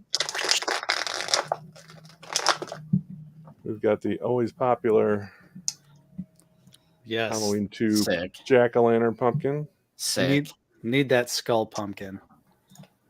Ooh. We've got Take the up. bloody Nice. Yeah, I love the seared blood eyes. tears. Love the blood tears. Yeah. And they actually went back. Those two head sculpts are not the same head sculpts that come with the original Halloween 2 Michael figure. They're actually redone and they look more accurate, which is Really? awesome. Yeah. The original figure was very good, but they were slightly off and they improved it a lot on that 2-pack there. So I remember having the original Movie Maniacs from McFarlane. So I know what a leap forward these figures are. Oh, and I yeah. have to say that I'm glad I'm somewhat late to the line because hearing everyone's horror stories about what early NECA figures were in terms True, of quality, I have not experienced any of that. So I've been very, very happy with many of my NECA purchases. The only line from NECA that I am not a fan of is the Gremlins, because those figures look amazing, but they pose horribly. Yeah, they don't stand worth a damn. Yes. Yeah, and I also think that a lot of people just manhandle their NECA figures too, which results in a lot of breakage. Yeah. It's like, these aren't Hasbro figures. They're not meant for kids. So they're not meant to be wrangled around, but here's You take your Frankenraff. time, you pose them. Yeah. See, that's a beautiful figure. Look at this back detail. It's Yeah, amazing. let me make it big. Look at all this. And that one doesn't, that shell doesn't open, correct? Yeah, I don't think so. Because the hunchback, because Leo is the hunchback, if I'm not mistaken, and his back opens up, which I thought was pretty cool. Yeah, you could like store all of his weapons in there, but this is that's a real metal chain too, wrapped around Raphael. Actual metal there, and yeah, I wasn't expecting the this nice little back detail, like the meter thing and a little bit of the sewer grate. The only thing I think is kind of weird is the map, not very red. It's almost like purple to me. It looks a little purple, which obviously doesn't make sense. That's not the right turtle. So here is Michael Myers out of the package. Ooh. Yeah, that looks great. That seriously looks exactly like Halloween 2 Michael Myers. So I don't think the camera will be able to pick up on it. I'm not a fan of the eyes that you can see under there, but the fact that you have to really, really get in there and look, I don't think it's going to hinder my ability to love him any less than I can. He's amazing. That just looks great. Does he have the bullet holes on the costume? You know he does. Nice. That's great. They look painted too. Like actually They have are. a little bit of blood in them. You can see like up on the chest here. Yeah, that is just an amazing set. I have it Nice pre-ordered try. on. I have it pre-ordered on like 4 different websites, and none of them have shipped yet. I was excited when I saw it. Is it one of the greatest feelings? Oh, he's gone. Isn't it just one of the greatest feelings walking into a place and not expecting to find something and being pleasantly surprised? Like, oh, look, they have this. Yes, absolutely. And I love that, especially like with like the haulathon stuff, like that has been genuinely happening. You know, going to a Target and getting excited. Like I found Demona and I ended up finding Evil Dead Ash, and I was like, yes, like, but now the hunt continues because I'm trying to find Bronx now. So I wish I'd have known. I just saw him the other day. Damn it. So I need those closed Goliath wings. Are you picking up any of the gargoyle figures? So I had pre-ordered Goliath and I planned on getting them. Gargoyles was not one of those shows that I was big into, but I loved looking at them. I loved the look of them. I had a couple of, it was Kenner that made the figures, if I'm not mistaken, back in the day. I still have a Bronx from the old Kenner line. And so part of me really wants Bronx, but I had that Goliath for the longest time, and the fact that you couldn't close the wings, I felt that was a little bit like, oh, come on, guys, really? Like, yeah. I think one of the things that I love about NECA is they're a premium figure, but they give you the premium accessories, and that was the first time they did something where I was like, man, that kind of feels like a cash grab. Right. Especially, you know, like, obviously they call their figures Ultimate. Yes. And you're like, well, it's not really the ultimate version of Goliath, because if it was, he would have the closed wings. Exactly. But now they're... I get it. It would just be nice. Let's put it this way. If they would have come out when they started the line and said, listen, there's a few things that we can't do just based on pricing. We're going to offer an accessory pack for these wings to where you could extend them or have them closed. Like if we'd have known that up front, I felt a little bit better about it. But yeah, because as it stands, I don't have my gargoyles on display right now because the wings take up so much space that I literally would have to clear an entire shelf just for Goliath and Demona right now. I'm like, I don't know what I'm going to do when I get Hudson and Brooklyn and all the rest of the members of the crew. Nice. Justin. Yeah, I'm going to, on the second Jetta Patrol, I'm skipping the backpack. I'm going to skip the backpack on the second Jetta Patrol Stormy. I'm just going to go Orange Pauldron Stormtrooper. So I got the Jetta Patrol as well this week, and I found him on pegs at Walmart, and I had him pre-ordered at Dorkside, and I'm going to let the pre-order from Dorkside go through so I can get a second one. Yes, that's fair. That's fair.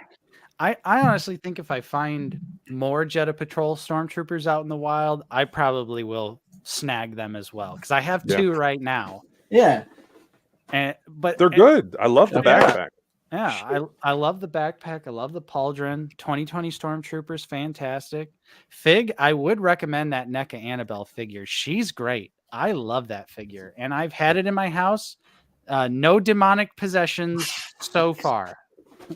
Good for you. So I ain't taking that chance. Well, I do leave her in the glass too. I don't take her out of the. Yeah, absolutely, positively, do not touch. I don't take her out of her little plastic tomb. So she's in her glass case, thankfully. She's secure. Doesn't it just feel like in 20 years we're going to have like a reimagining version of Annabelle, and instead of it being the doll, they're going to be talking about the NECA figure? Like, oh, everybody thought that it wasn't that big of a deal, but right. It comes with a little tiny note that says like "Miss Me" from the movie. So you're just gonna get a little microscopic note under your door. You're like, what the Ugh. hell is this? Oh, it says "Miss Me." Oh man, look at all these accessories. Hang on. Whoa. Web effects, is it? blast effects. Oh, I didn't even see the web. Nice. It's a web. Go, Spidey, go. All right. Whoa, gosh. My first SH figure arts ever. Let's see what my first impressions are. Lazy Jawa, you will see my skiff guard setup in my TVC collection video, which I'll be filming very soon because my TVC collection is set up now and it's a satisfying display that I like. So I will be making a TVC collection video soon. Literally, probably 2 weeks from now, you'll see that video. So have some patience and you'll see it, and you'll see how fun it looks because I've got my TIE fighter set up. I have the Hasbro PulseCon exclusive Emperor's Throne Room display set up. I have the Jabba's Palace display set up. So it looks pretty good. It looks pretty good and complete. I showed Fig Fury, Todd. He got a little sneak preview of it. So, and if you don't want to miss the video, make sure you smash that like and subscribe button. Exactly. Josh, you know the drill. You know yes, sir. The drill. All right. All right. My first SH figure arts. Nice. You want to brawl? For the costume that was in the movie for 1 minute, perhaps. I think it was one scene when he initially encounters Electro in like the forest environment. Did we ever get an explanation as far as why he put that costume on? I don't remember. I don't think they did. It was just like, I'm going to be in this black costume for a little bit of this movie. Toy. I mean, I also like just the aesthetic of black against the gold and a little bit of like the red as well. Yeah. I'm going to play around with those eyes. So you said, are they like... Yeah, you just pull them out. So they're just pegged in there. You just got to get your finger under there, and they'll pluck right out. I want those wide eyes. You know me. I like... Yeah. But yeah, I do like that suit as well. Just as a cool Spider-Man costume, the black and gold. Yeah, it's nice. The Pittsburgh Steelers of Spider-Man costumes. Exactly. Josh, did you have you freed Loomis from the plastic prison? Yes. Oh, yes, I did. He's gone. I shot him 6 times. The evil's gone. Lonnie, you don't know what death is. Yeah. Oh, come I on, want to man. I want to see a death. What was it? Death Wish reimagined with Loomis instead of Charles Bronson. You got to keep Loomis posed up with the dual revolvers, yes. just ready to ice Michael. I hope that means they do give us like an ultimate Lori from Halloween 2. Like, give us the hospital gown so that, we can have her, Loomis can toss her the revolver. So the same day I picked this one up, I also saw that 2-pack of Loomis and Lori from the clothed line. Mm-hmm. So that was pretty cool. Yeah, and as far as I understand, they actually took the head sculpt from that Loomis and shrunk it down a little bit and just used that for the ultimate figure, which it's a great head sculpt. Looks exactly like, Donald Pleasance. I don't know why I was drawing a blank there for a second. Yeah, he looks phenomenal. Yeah. The blackest eyes, the devil's eyes. You don't know what death is. What was the one where they went back and he was in the hospital? Was it Halloween 5 or no? Was it Resurrection? Resurrection, when he's in the hospital, and that's when like the guy has the clown mask on. He's obsessed with John Wayne Gacy for some reason. Michael Myers, born in 1957, killed 3 people. All right, cool. Yeah, that movie's like the great. Wide eyes. I like the widest eyes. I'm a big fan of like open bug eye Spider-Man. So nice. I'll be going for the widest eyes possible. Nice. But yeah, I mean, it's so weird this not being a Marvel Legend because it like feels just like a better version of a Marvel Legend, which I guess is exactly what it is. Yep. It's got toe articulation. Yeah. Marvel Legends could never. Well, Toy Biz did, but not Hasbro Marvel Legends. Toy Biz, there were figures where they gave us independent fingers, every single finger articulated. Come on. And it's no wonder they went out of business. Literally losing money on every single figure, but they're like, screw it. Listen, stop making sense. Why are you trying to point facts at this argument? Trust me, I love the Toy Biz figures. I mean, I would say actually a lot of them don't hold up anymore, especially with like the gangly arms many of the Toy Biz figures had. But yeah, for being 20 years old, those figures are stupid good still. But yeah, SH Figure Arts is just next level, Justin. You'll have so much fun just fiddling around with that figure. That's what I'm doing. Like, I want to see what the web. Let me see this web. It's a good fiddle figure. This one is not. Back to the dual wielding. I'll take my trench coat off, or I'll have my vest on. I'll shoot you anyway. You sit right there in the corner. You don't move. I'm gonna figure out what's going on here. Have a seat, Michael. Oh, what's up, Sleeping? Nice to see you here. Hey, Sleep. What's up, buddy? We're just playing with toys. Playing with toys. We are literally. This is a playing with toy live stream. What do you guys think? Should I try and crack Gandalf open, or should I crack open the Spartan? Ooh, what do you think? Let's see. I want to see that Gandalf. All right, we'll go with old Sir Ian McKellen. Get him cracked open. See how it goes. Bro, look at that thwip. Oh, that's so sick. Oh man, that's cool. Yeah, that is actually. I like web. That is true. The integrated suit too also came with the web effect. All right. Oh man, Gandalf is already confirmed traffic cone status. Let's see what we get here. Oh, they're saying it's the original costume turned inside out. That's interesting. Huh. Why would they go through the trouble of also putting a design on the inside of the suit? Get the most out of your molds. Yeah. All right. Gandalf, a wizard is never late. He arrives precisely when he means to.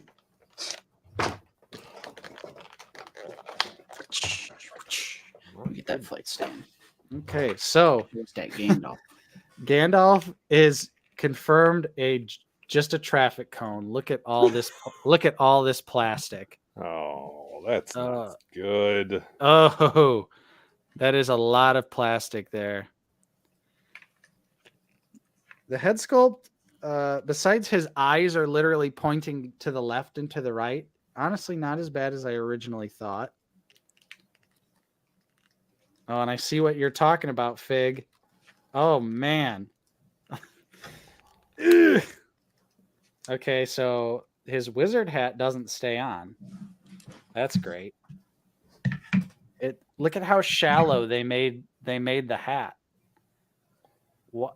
Like that's not gonna stick on anyone's head. And it's back heavy too, so it keeps wanting to pull to the back. Wow.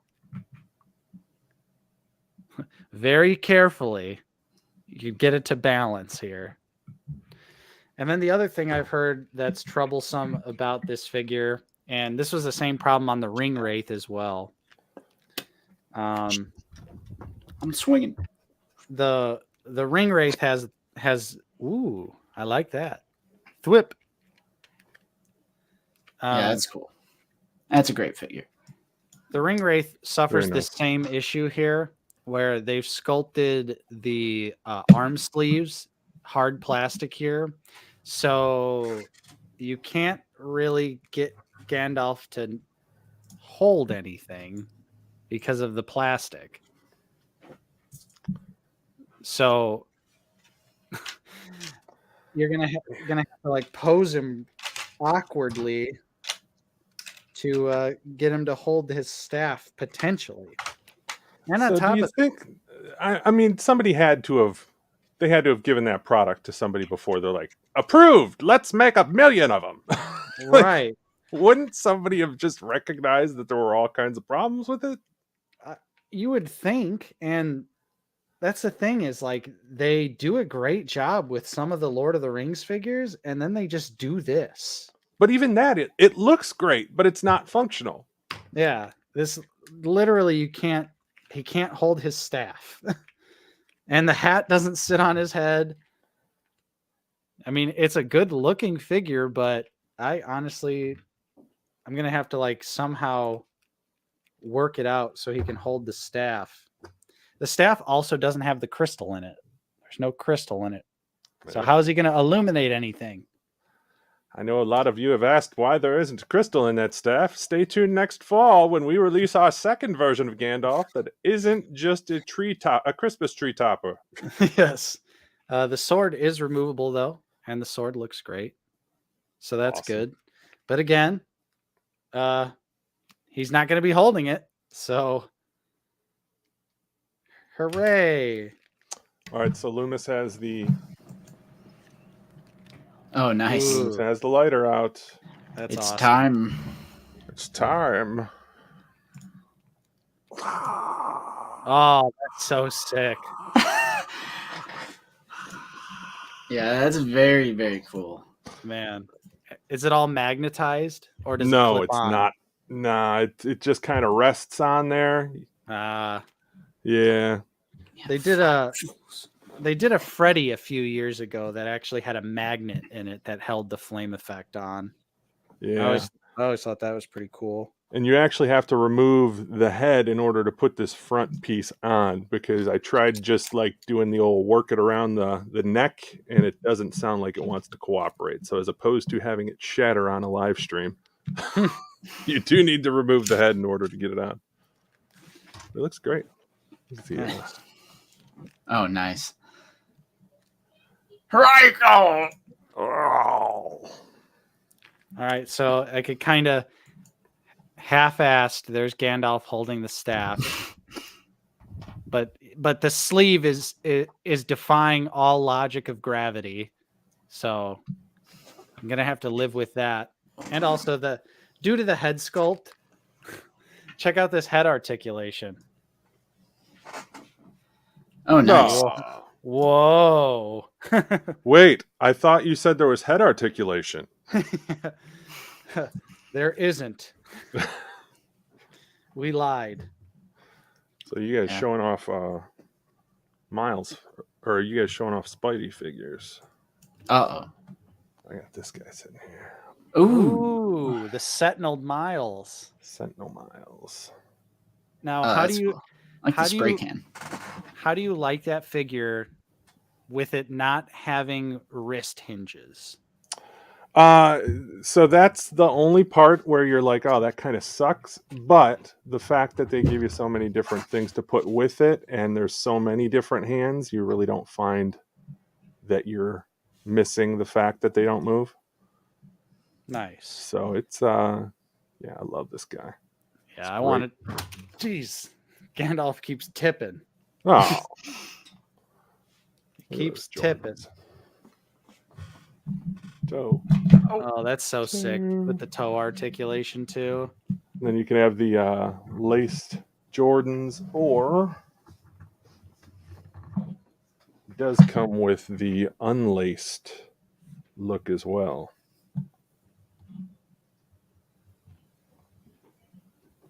So this was the first real premium figure. Oh. Not so premium, I suppose. No. Oh, You nice. can get the unlaced look as well. Wow. That figure, that's, what was that? Like, that's like 80, 90 bucks, something like that. But it includes like an absurd amount of accessories. Yeah, it's great. You can get this is another one that GameStop does deals on. So if you're interested in this figure, I think that it's a definite buy. If you're on the fence, I would pick it up and let it disappoint you, which it will absolutely not. All right, chat. Best pickup of the week for me. What's it going to be? I'm sorry I can't pull this back farther. I thought I could. Chat, it's time to vote. We got Muddy Mando, Arc Trooper, 212, Fennec, Migs, Jetta Patrol, Leia, or Spider-Man. So many options.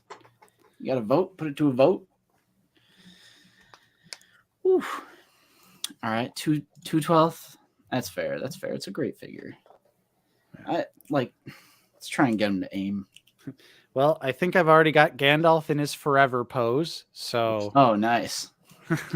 here we go. And I will probably never break this pose ever again. And he will live on as a plastic representation of Gandalf until they inevitably do a Two Towers version, and I buy that too.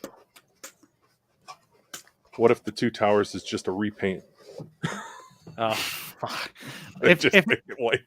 God, I don't know though, because I love Gandalf the White, so I'm like, I would need that representation too. My plastic crack line. Yeah, I was about to take a hit off these figs. Do a line of plastic. A line of figs. A lot of 212 love. A lot of 212. Nice. Oh, Bordeaux? Fennec? Fennec. How does that Tom Holland head look? Let's take a look. Someone in the chat earlier said not good. So this is where I'm at with SH Fig Arts, because I've seen a lot of the figures, and I think that if they don't have human faces, they look great. But a lot of the human faces are like, they're just not quite there yet. Oh, they're not like I have the recent Boba Fett figure, and the Hasbro unmasked Boba Fett head runs circles right around the SH Figure Arts version. It just boggles my mind how that's the case. Yeah. And it wasn't always like that. It was like before Hasbro did photoreal, SH Figure Arts heads looked awesome. But now that Hasbro has done photoreal and they've like perfected it, it's like SH Figure Arts looks like crap now. Like that unmasked head kind of looks terrible. In all honesty, it's not that great. Yeah, it doesn't look photoreal. Right. I mean, it might look a little better in person. It might be just not focusing right. I just think that the photoreal technology is going to get to the point where 5 years from now, it's going to be so much better that all they're going to be doing is re-releasing the same ones. And like we just bought the Rogue One updates, we're probably going to have to buy the same thing again, because instead of having like a 4K printer, they're going to have like an 8K printer, and just the printing technology is going to be so much better. It's true. 100% true. That's the point we're getting to. You brought up about the like NECA putting out the Ultimate figures. WWE does the same thing where they have WWE Ultimate figures, and now AEW is getting into a line which escapes me what the name is for theirs, but for me, that's really what I want, right? I want one ultimate representation of that particular person, that particular character at that particular point in time, how I remember them. And if I just wish we could get to a point where I didn't need to buy multiple versions of the same thing to accomplish what I have in my mind for my collection to be. Right. And then, so you collect the AEW figures, right? Big time, yes. Is it still hell on earth to get them? No. It's a lot better. I mean, the chase, you're going to have to get out there and pound the pavement if you're chasing down the 1 in 1,000, 3,000. But they've even expanded that to where I don't even think they're doing anything less than 3,000 now. Okay. So it's a lot better. The first wave, man, people were up in arms, and they finally corrected it. So AEW is a great line to collect. The knees are still a little squishy. You guys are collecting those Spartan figures, the Halo figures, so you know a little bit about that in terms of just, you can tell that over the course of time they might not hold up, and they might not be the best toys for kids to be playing with, because I can see those knees getting worked over a little bit. Oh yeah, this guy's gummy as hell. This Yeah. guy is gummy. But look at how badass that looks. And Jazzwares kills it. Honestly, for for $20, like Jazzwares does a great job. Yeah, and if you don't follow like Jeremy Padower on Twitter, even if you don't like AEW wrestling figures, anything like that, he's pretty interesting and pretty forthcoming as far as information about the toy industry. And it's pretty, I find it to be pretty insightful as a follow just from that standpoint. Look at this ugly knee. Look at that gappage. That's Oof. brutal. This is a double jointed knee, and that is the full extent of the range. Yeah. That's a chunky. That's a chunk. Yikes. But still, having a dry trying brush. To make sure I have all these accessories. Having a dry brush on this figure, along with, the chrome visor, that's just stuff you don't see from other toy companies anymore. Yeah. You don't get this detail at $20. Right. Yeah, so, I love the Spartan collection. Yeah, Spartan collection is so good. Obviously not perfect, but you can't deny for $20 getting 2 weapons and usually 6 hands at this point in the game, and you get all this paint too. Yeah, it's almost unheard of. There's this for 20. Like serious value in the Spartan collection line. I have to say, I've always been a Sony kid, so I never played Halo. I never had an Xbox, anything like that. But you showing off your Halo figures made me go out and pick up that Walgreens. Oh, so, nice. Yeah. Yeah. I mean, I was not disappointed. Yeah, they're great figures for the price. And to me, even like for someone like me, I would just I don't know this Spartan. I don't know this Spartan at all. I barely played Halo Infinite, but this just looks cool. And like I collect the Warhammer figures from McFarlane too. I don't know anything about Warhammer, but I see this big bulky space marine with a giant gun and I'm like, that looked cool on my shelf. Right. Josh, how did you feel about, because you got those 2 Rogue One figures, are you going for Saw? Because I was going to ask you what you thought about the reveals this past week. Yeah, I mean, it's one of those things. I think I'm probably where a lot of other people are right now. It's just you get to the point where you feel that the prices keep going up and up and up, and it's frustrating, especially with distribution, and you want to get your hands on these figures. And I mean, all throughout the past year, it was constantly having to cancel pre-orders from the toy aisle because you're finding stuff on pegs. So I think it's still a matter of us trying to figure out what is the toy industry even like anymore? Should we be pre-ordering everything and canceling and trying to get a good deal? That's what I try to chase more than anything. So I don't want to, throw hate or cast shade at that Saw Gerrera figure because the thing I don't like is the price. But I think that over the course of time, I'm probably not going to pay that price for it when we finally do get our hands on it. So based off of what I pay for it, I'll make an assessment there. But it looked great. I think it's a little ridiculous that they think that that's what a deluxe figure should be. Like, I think that everybody who's upset about that should absolutely be upset about that because it does feel like that's where the cash grab starts coming in. But there's a lot of new stuff on that figure. I get where it's going to cost a little bit more. I just wish we could get more things in our collection than the standard repaints and the standard figures that we've got 18 times already in different color combinations. Like, let's just get to the point where we're producing new content, new figures, new characters to fill out those displays. I think, Nate, you brought up an excellent point as far as like the world building, and that's what's severely lacking as far as Black Series is concerned.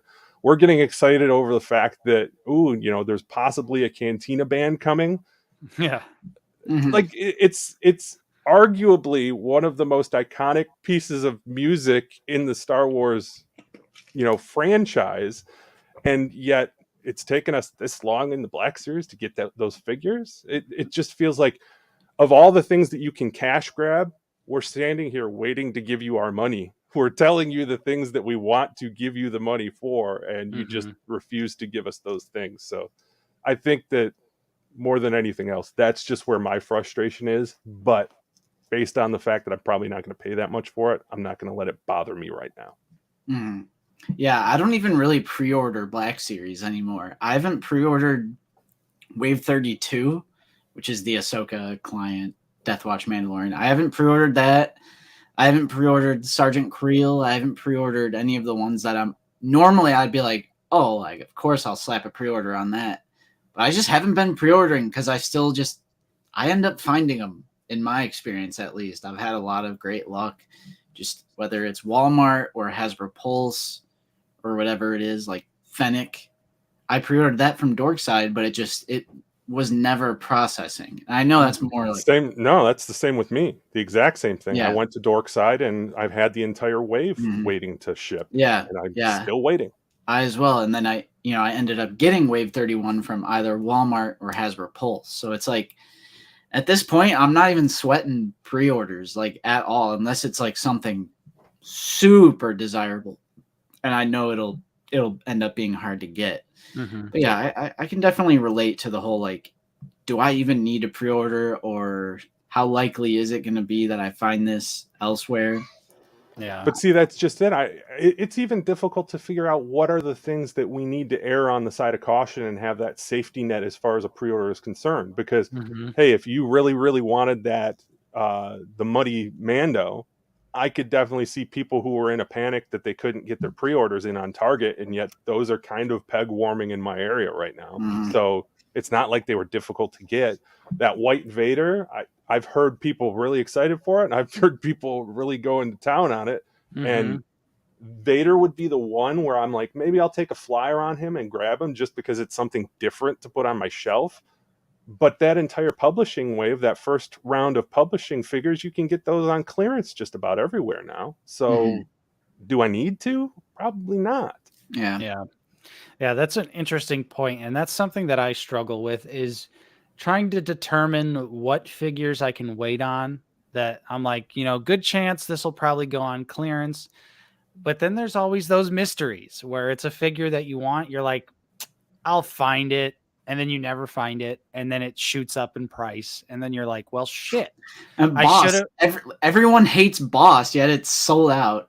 Right. On GameStop, or at least it was earlier. I don't think it is anymore. Yeah, I think they restocked it. But yeah, that's a perfect example of something like Boss, where people were like, nope, not buying this. I don't want it, blah, blah, blah. And then it's sold out and you can't find it in stores, at least for a limited time. But GameStop's great about restocking, but GameStop, it's in stock. Mad respect. They were the MVPs of the pandemic for me in terms of just making sure that they had product on shelves or available for pre-order. Their shipping was outstanding. They always run sales. Talk about a company that was ready to go bankrupt and go under, and had like a great resurgence by figuring out how to market to the right crowd that was ready to buy from them. Outstanding work, GameStop. Right. Yeah, they've totally turned it around. And it's also great that they do $35 free shipping, because that usually just means grab 2 figs. And if you're not part of the rewards program through GameStop, like, you are absolutely wasting money, because the fact that you get a $5 off certificate every single month, and you can even basically use those rewards that you accrue to pay for your membership every year if you wanted to. Yeah, it's super beneficial to be part of their program, because isn't it only like $15 a year or something like astronomically low? Great customer service too. Anytime I have a problem and I have to call GameStop, they're outstanding. True. Yep. Yeah. They are seriously the company that has completely turned it around. And on top of that, what I really like about them, especially when it comes to McFarlane stuff, they are usually the first site to get anything McFarlane. They will have stuff in stock, ready to ship months before other websites have the McFarlane product ready to ship. Like the Robin figure I picked up last week from Gotham Knights. I don't think I've seen that in stock anywhere else besides GameStop. Right. And of course, we do got to say thank you for the $9.99 super chat from Superfry. Thank you so much for the channel support. They say, I'm not huge into NECA, but I do have 2 different versions of Godzilla from them. They're the GMK 2001 and 1985. Great choices for some Godzilla figures. I'd also love to show off my Star Wars collection to y'all if possible, somehow if possible. Yeah, I know Fig already said, but best place, join our Discord. Join our Discord. So not only can Justin and I see your awesome Star Wars collection, but so can everyone else that's a member of the Discord. There's a link in the description for that. Community over there. I kind of wanted to go back to Saw for a second because, like, sure, I don't know if I'm like a fence walker or whatever, because on Figure It Out, like, I totally acknowledge I'm like brand new, unique sculpt, and I mean, logically breaking that down, that's the only reason it's deluxe is because it's a brand new sculpt from head to toe. Mm-hmm. Although in the main line, there's tons of new sculpt in the main line. Like when you get those regular waves, I think that's usually where they put the new sculpts in. And then we get these like publishing and gaming greats where it's like reuse so they can make like new characters that wouldn't probably exist in the main line. Like I totally get that. But yeah, like Saw, the only reason it's deluxe is probably because unique sculpt, variety of paint, or whatever, you know, whatever it is. However, it's like, what's up, Steve-O? Hey, what's up? And it's not a figure where they're going to be able to do a lot of reuse with the pieces from it. Yeah, unless they do a carbonized or credit collection. They would never do that. Stop. I think we'll definitely get a Jedi Fallen Order Saw because all they're going to have to do is they'll literally have to do a foot and a head, and they will have Jedi Fallen Order Saw ready to go. Yeah, but I kind of bring this up in that episode of Figured Out, the most previous one, that even though it's like a deluxe price, so it's like, what is it, like $33 or whatever, on the other side of that, it's like if you're a big Rogue One fan or like you absolutely need a Saw Gerrera figure in your collection, it's still like the most reasonable route to go, like if you need a Saw Gerrera in your collection, because there isn't like an SH Figuarts, there's no Mezco, there's no hot toy, there's not even a hot toy, no Elite Series, not even TVC, I don't think. Yeah, nowhere has so it's like a Saw figure. On that other side, I guess it's like it's still the most reasonably priced, the most practical way to get like a Saw Gerrera action figure. Right. But then again, you're feeding into it. You're like telling them it's okay by buying it, but like you're a collector, like of course you're gonna like. I go back and forth on like how I think it's not ethical. Like I think that's not an ethical practice. Like new sculpt, so we're gonna charge you more, and we know you're gonna buy it because there's no competition. Right. That's like the politics of collecting, though. You figure out in your head, this is where I'm drawing the line. Like, so for me, the Saw Gerrera I had in my head, okay, if it's $32.99, I'll probably do it. And then they hit me with $33.99. I'm like, you sons of bitches. And then at that point, you're like, is $1 really the difference between me pre-ordering this and not? Yeah, exactly. And then you just have to cave a little bit if you really want it. But. Yeah. And another thing is, particularly with Black Series, the releases are so spread out where I'm like, even if I have to pay a whole $10 extra, am I really going to notice that on the grand scheme of things with my collecting? Because the releases are already like so spread out to where if I have to pay, that's why like the price increases, I haven't given that a second thought. When it went from $19.99 to $22.99 to $24.99, because the way I pick up figures, I just feel like it's like one or two this week. This is a little different. This week is a little different. But usually it's like it's so far spread out that I'm not really noticing that $2, $4, $5 price increase. Right. So I don't know. How did you feel about? So for me, the one thing that jumped out as far as the price, and I don't collect TVC, so maybe they've been doing this for a while, but I thought it was weird that Shea Vizsla and Lando were different price points versus the rest of the stuff that they announced. Oh yeah, that's ridiculous. Okay. They have done that for the gaming greats line for TVC. They have priced those for whatever reason. They retail for $17.99. I think that's ridiculous for a 3 3/4 inch figure. Now, when it comes to something like Shea Visla, where your other option is to buy the original release for the $100-something it goes for, so then it's like, well, $18 suddenly doesn't sound so bad. So I think for certain figures, they know that, and they know like, well, Shea Visla is an insanely expensive figure online, so $18, you'll buy it. Which I did. I pre-ordered it, but I don't know why. Just for the gaming greats, they go so high with the price because they're also not GameStop exclusive. Yeah. So it's not the GameStop, F you or GameStop price. It's just what Hasbro says every company needs to charge for the gaming greats TVC line. And that's kind of where, like, I look at that and I say to myself, okay, if you're going to put a premium on that because you feel that that's new tooling or a premium deco on the figure, whatever it is, that's fine.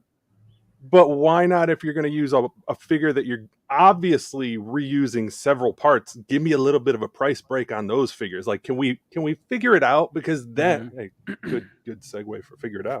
Nice. Shout out. That was a good one. But it would be nice if we could just meet in the middle somewhere. Like, as collectors, I'd be willing to pay a little bit extra if I know that I'm getting a price break somewhere else in your line where it kind of balances out over time.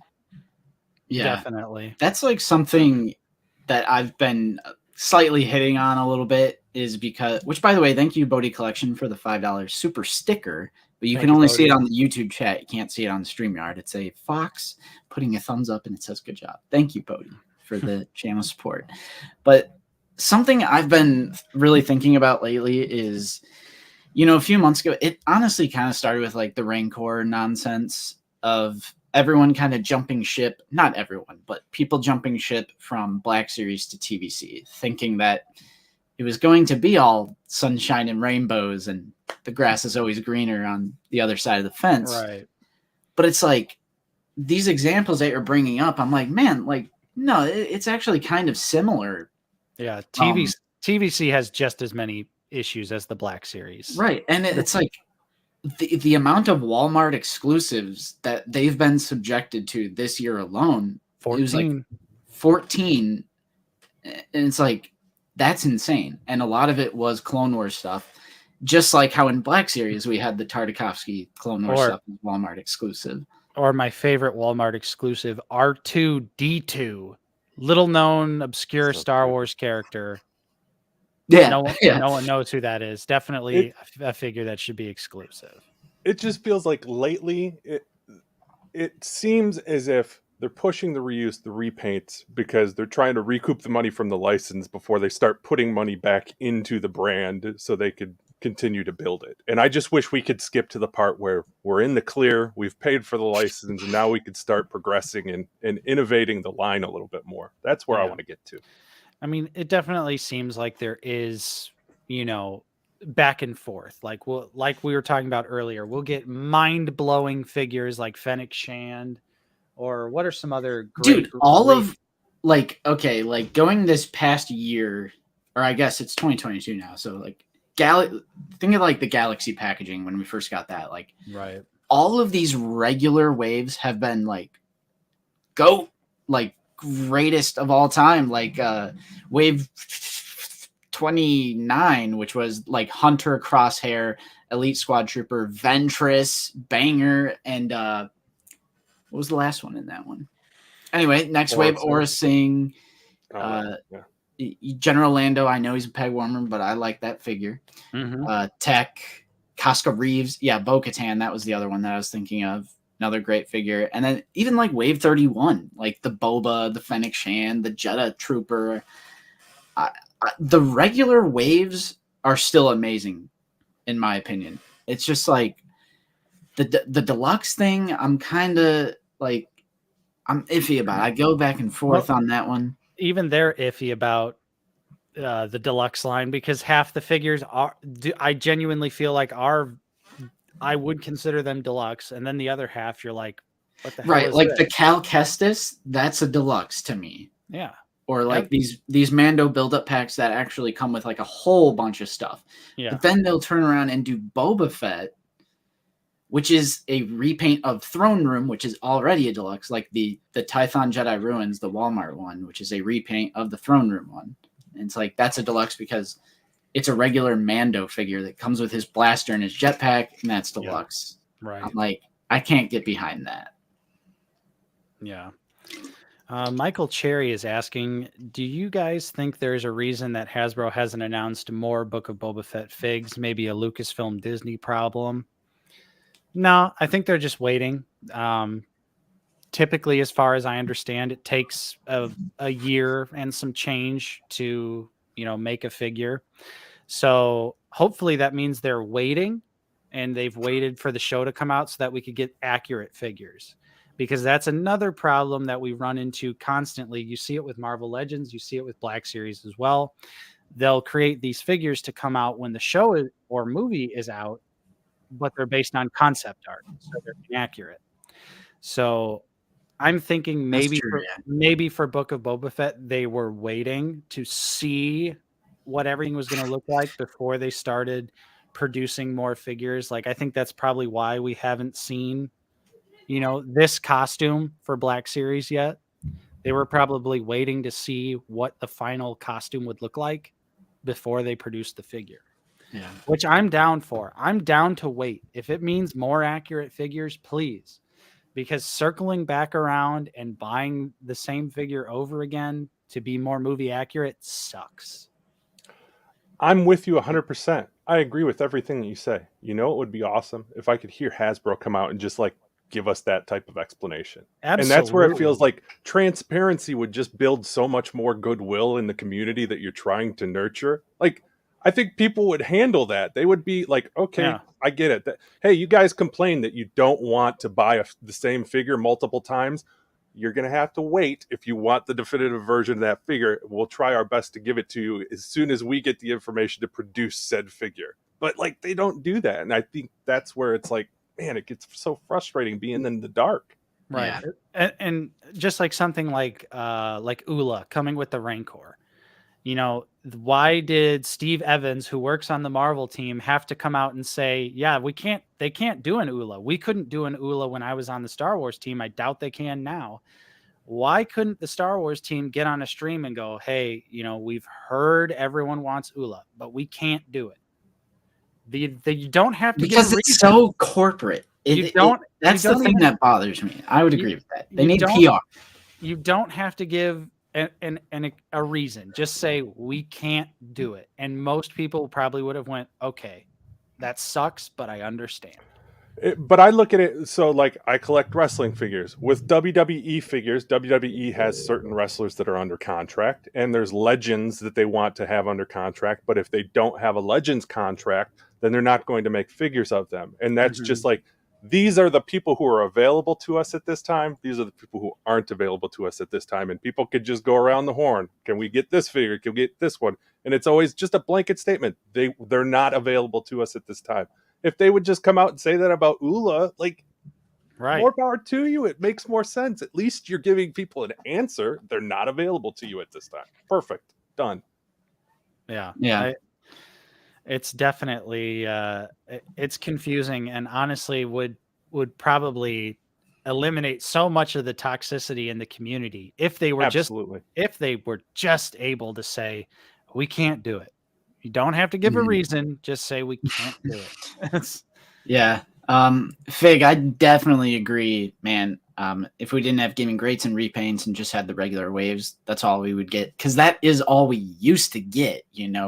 Orange line had 13 figures spread over 1.5 years. Blue line had 17 figures spread between 1.5 years. 3 Clone Trooper repaints and a Obi-Wan Kenobi repack, by the way, even at the very beginning, that everyone wants to go back to.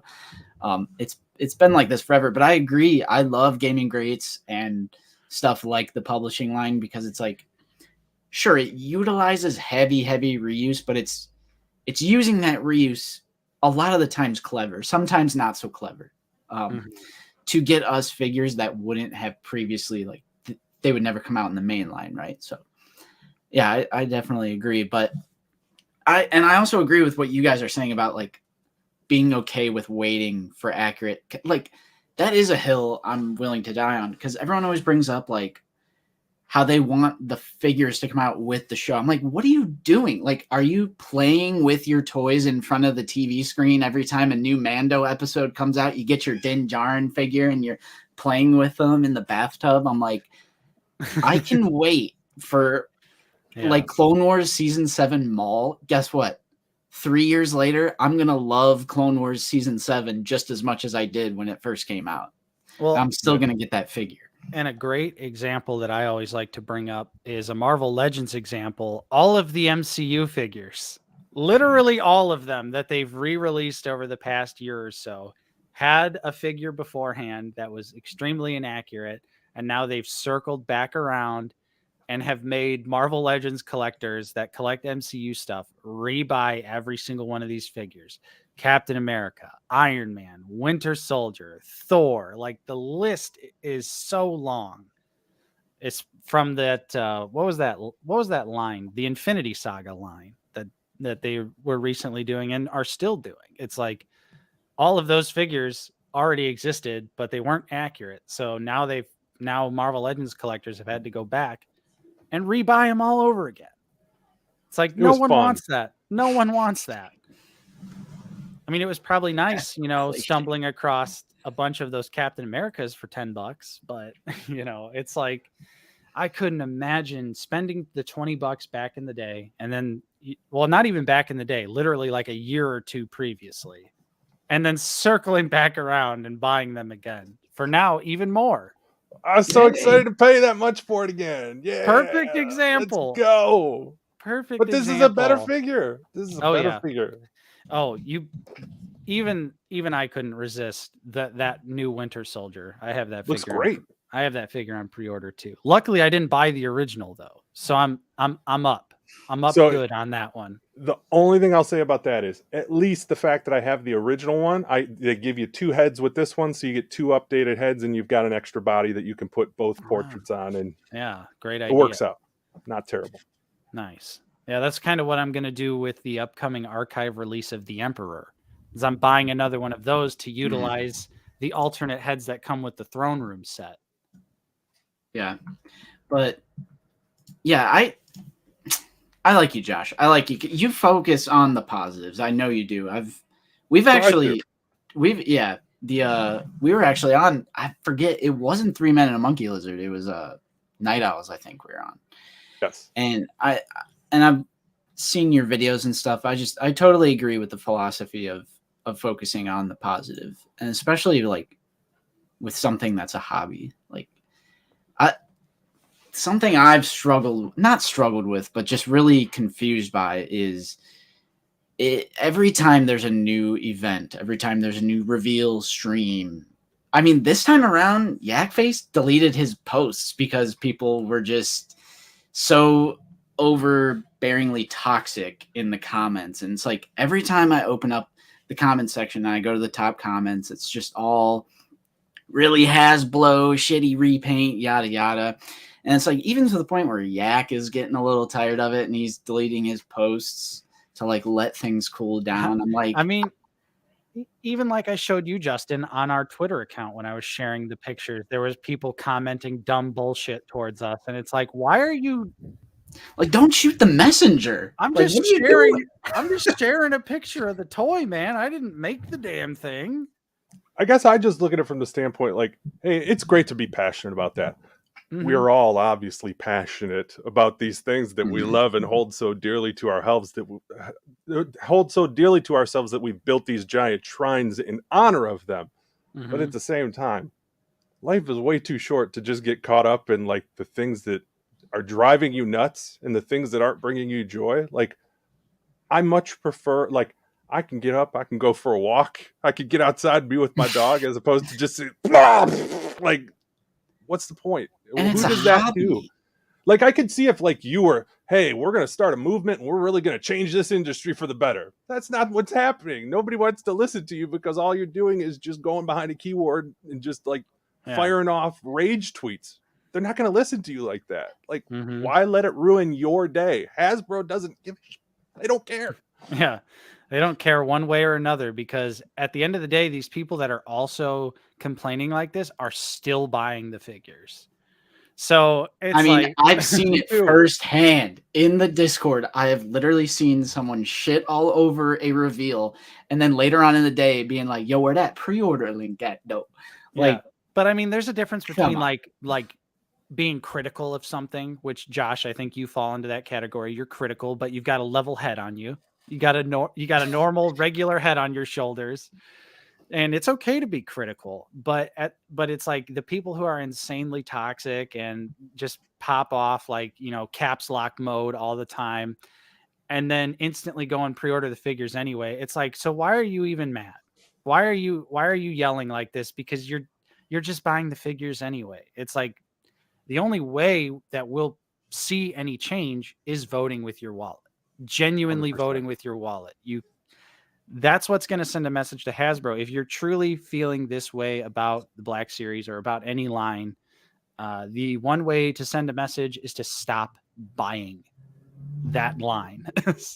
And I mean, you're absolutely right. And at the end of the day, it's also I said this on Figured Out, and it sounds weird to say, but it's just toys. Like, and it sounds weird to say because we have a YouTube channel dedicated to toys, so obviously we're passionate about collecting, but it's because we're a fan of the line and we enjoy it.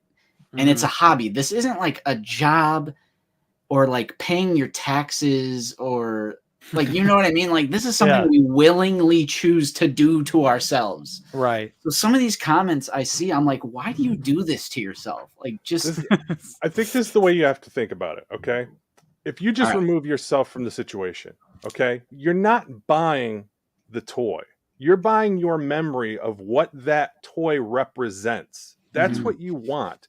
And the fact that the toy doesn't necessarily look what you remember in your brain is where you're having an issue. And that's what's getting you so upset.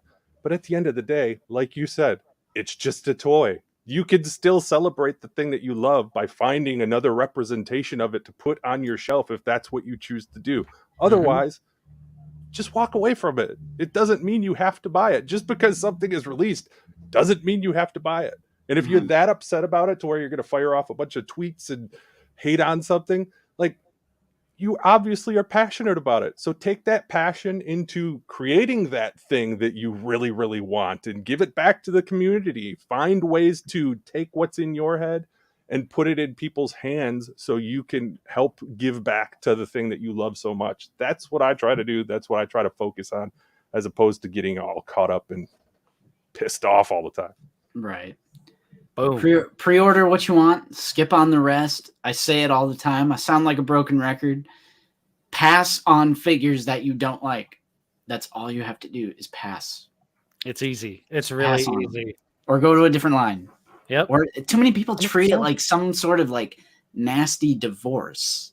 Like, you can just stop. Just stop. Yeah. Like, companies don't care if you buy or you don't buy. They're happy if you buy. But if you don't buy, they don't know that you're upset and you're not wanting to buy. So just don't sweat it. It's all good. Yep.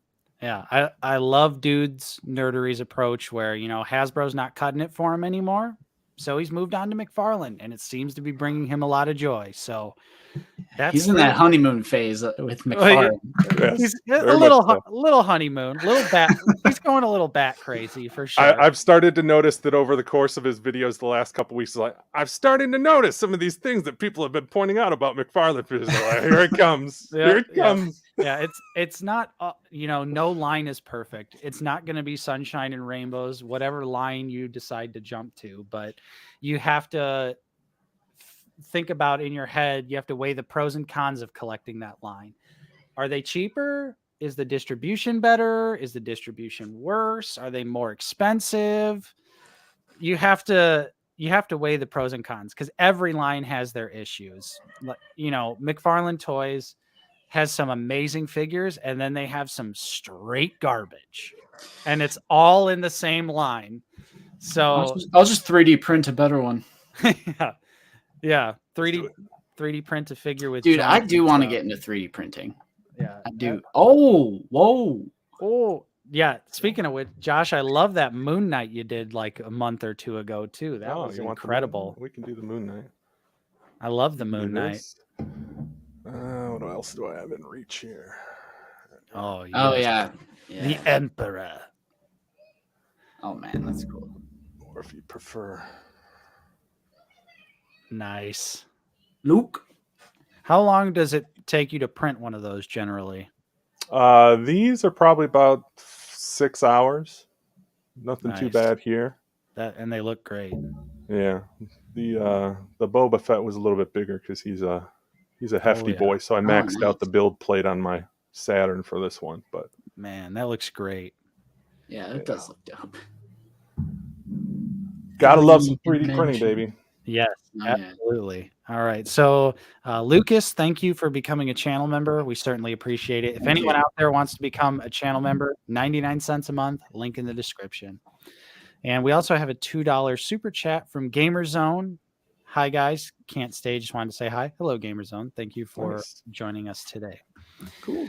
All righty. So, I think we're probably going to end it here. Are you boys satisfied with the discussion? Anything else that you want Yes. to add last minute? I got 2.5 hours with you guys. I'm appreciative of your time. It was happy to hang no out problem. with you. Oh, Awesome. we're so happy to have you on finally, Josh. We, Yeah. we've talked a lot. We've, talked to you on Night Owls, talked in the DMs. So I was like, man, we got to get Josh on the stream because you're just such a great person to talk to and so knowledgeable on figures and such a level-headed person too. I wish more people would take that approach. We'd all be happy. We'd all Right. get yes. Yeah, and we've we've been able to have a civil, normal discussion about the problems in the lines of toys we collect, and we're not yelling at each other. We're not calling the people that work at Hasbro names, which I think is also incredibly lame when you are yelling at someone that's literally just doing their job. 100%. But yeah, let's see. Real quick. Lego Star Wars is awesome. I'm enjoying it so much right now. I haven't been able to spend a lot of time with it, but yes, before we go here, let's take a look at the Cap Cave. Let's get Josh some subs over there. Check out some of the most recent videos as well. The Night Owl streams are always a great time. And there's the just Stone Cold statue review was pretty good. I put that up yesterday. That's from PCS. I don't know if you guys are familiar with the GameStop statues, like the Turtles and the Transformers. So it's the same line, but they're doing wrestling now, and it's phenomenal. Nice. Gotta love some Stone Cold. I really liked the flame effect. I liked the flame effect that you made for the incinerator trooper with the hot glue. Yeah, we talked about that on Points of Articulation this week, so check out that. And as you were hovering over my wonderful Captain America table, if you guys are in the market looking for a great way to display your Captain America shields, find yourself a thrift store table, and I'll show you how to do it. Nice. Yeah, there's tons of wide variety of content on Josh's channel. You won't be disappointed if you check it out, which we absolutely implore you to do, and give him some love. Get them subs up and all that good stuff. Appreciate it. Thank you. Volts coming in right at the end of the chat with a $20 super chat. Thank you for the channel support. What fig do you want to see in the Black Series? Max Rebo. Super Battle Droid. Ooh, I'll take a Droideka. There we go. Not the Droidekas. The Droidekas. Let's go. Shoot her or something. All batteries fire! Fire! No, there are two of them. We gotta do an impression stream sometime. Yeah, I'll switch back between Watto and Newt Gunray because that's all I have in the tank, and the occasional Boba Fett line. It depends on the line, though. I can't say everything as Boba Fett. Only technically lines. Speaking, if you're doing Boba Fett, can't you also do all clones? I mean, yeah, that is true. That is true. That is very true. But yeah, so that is all we've got for you on today's stream. Thank you so much for everyone for joining us. We certainly appreciate it. Darth Educator, thanks for subscribing to Josh. We appreciate that. That's awesome. Thank you. Much appreciated. You guys won't be disappointed. So my nieces and nephews are playing pranks on me. They're playing pranks on you. But yeah, so next week is Easter. I will not be on the stream. I know Justin is iffy if we're even going to stream or not.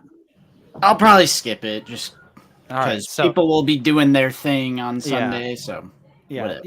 Easter is one of the big ones. So no Easter stream. We're going to be taking next week off. So we won't see you same time, same place next week. We'll have a Sunday to enjoy some time with the fam, eat some ham. But you will and see some figure reviews this week and figure out like usual. Yeah, absolutely. We've still got the Imperial Senate Guard, the ARC Trooper, the 212th Trooper. All three of those reviews will be released this week. Nice. So stay tuned for those as well. Josh, do you have any videos, anything that you're planning to release soon that you'd like to let everyone know about before we go?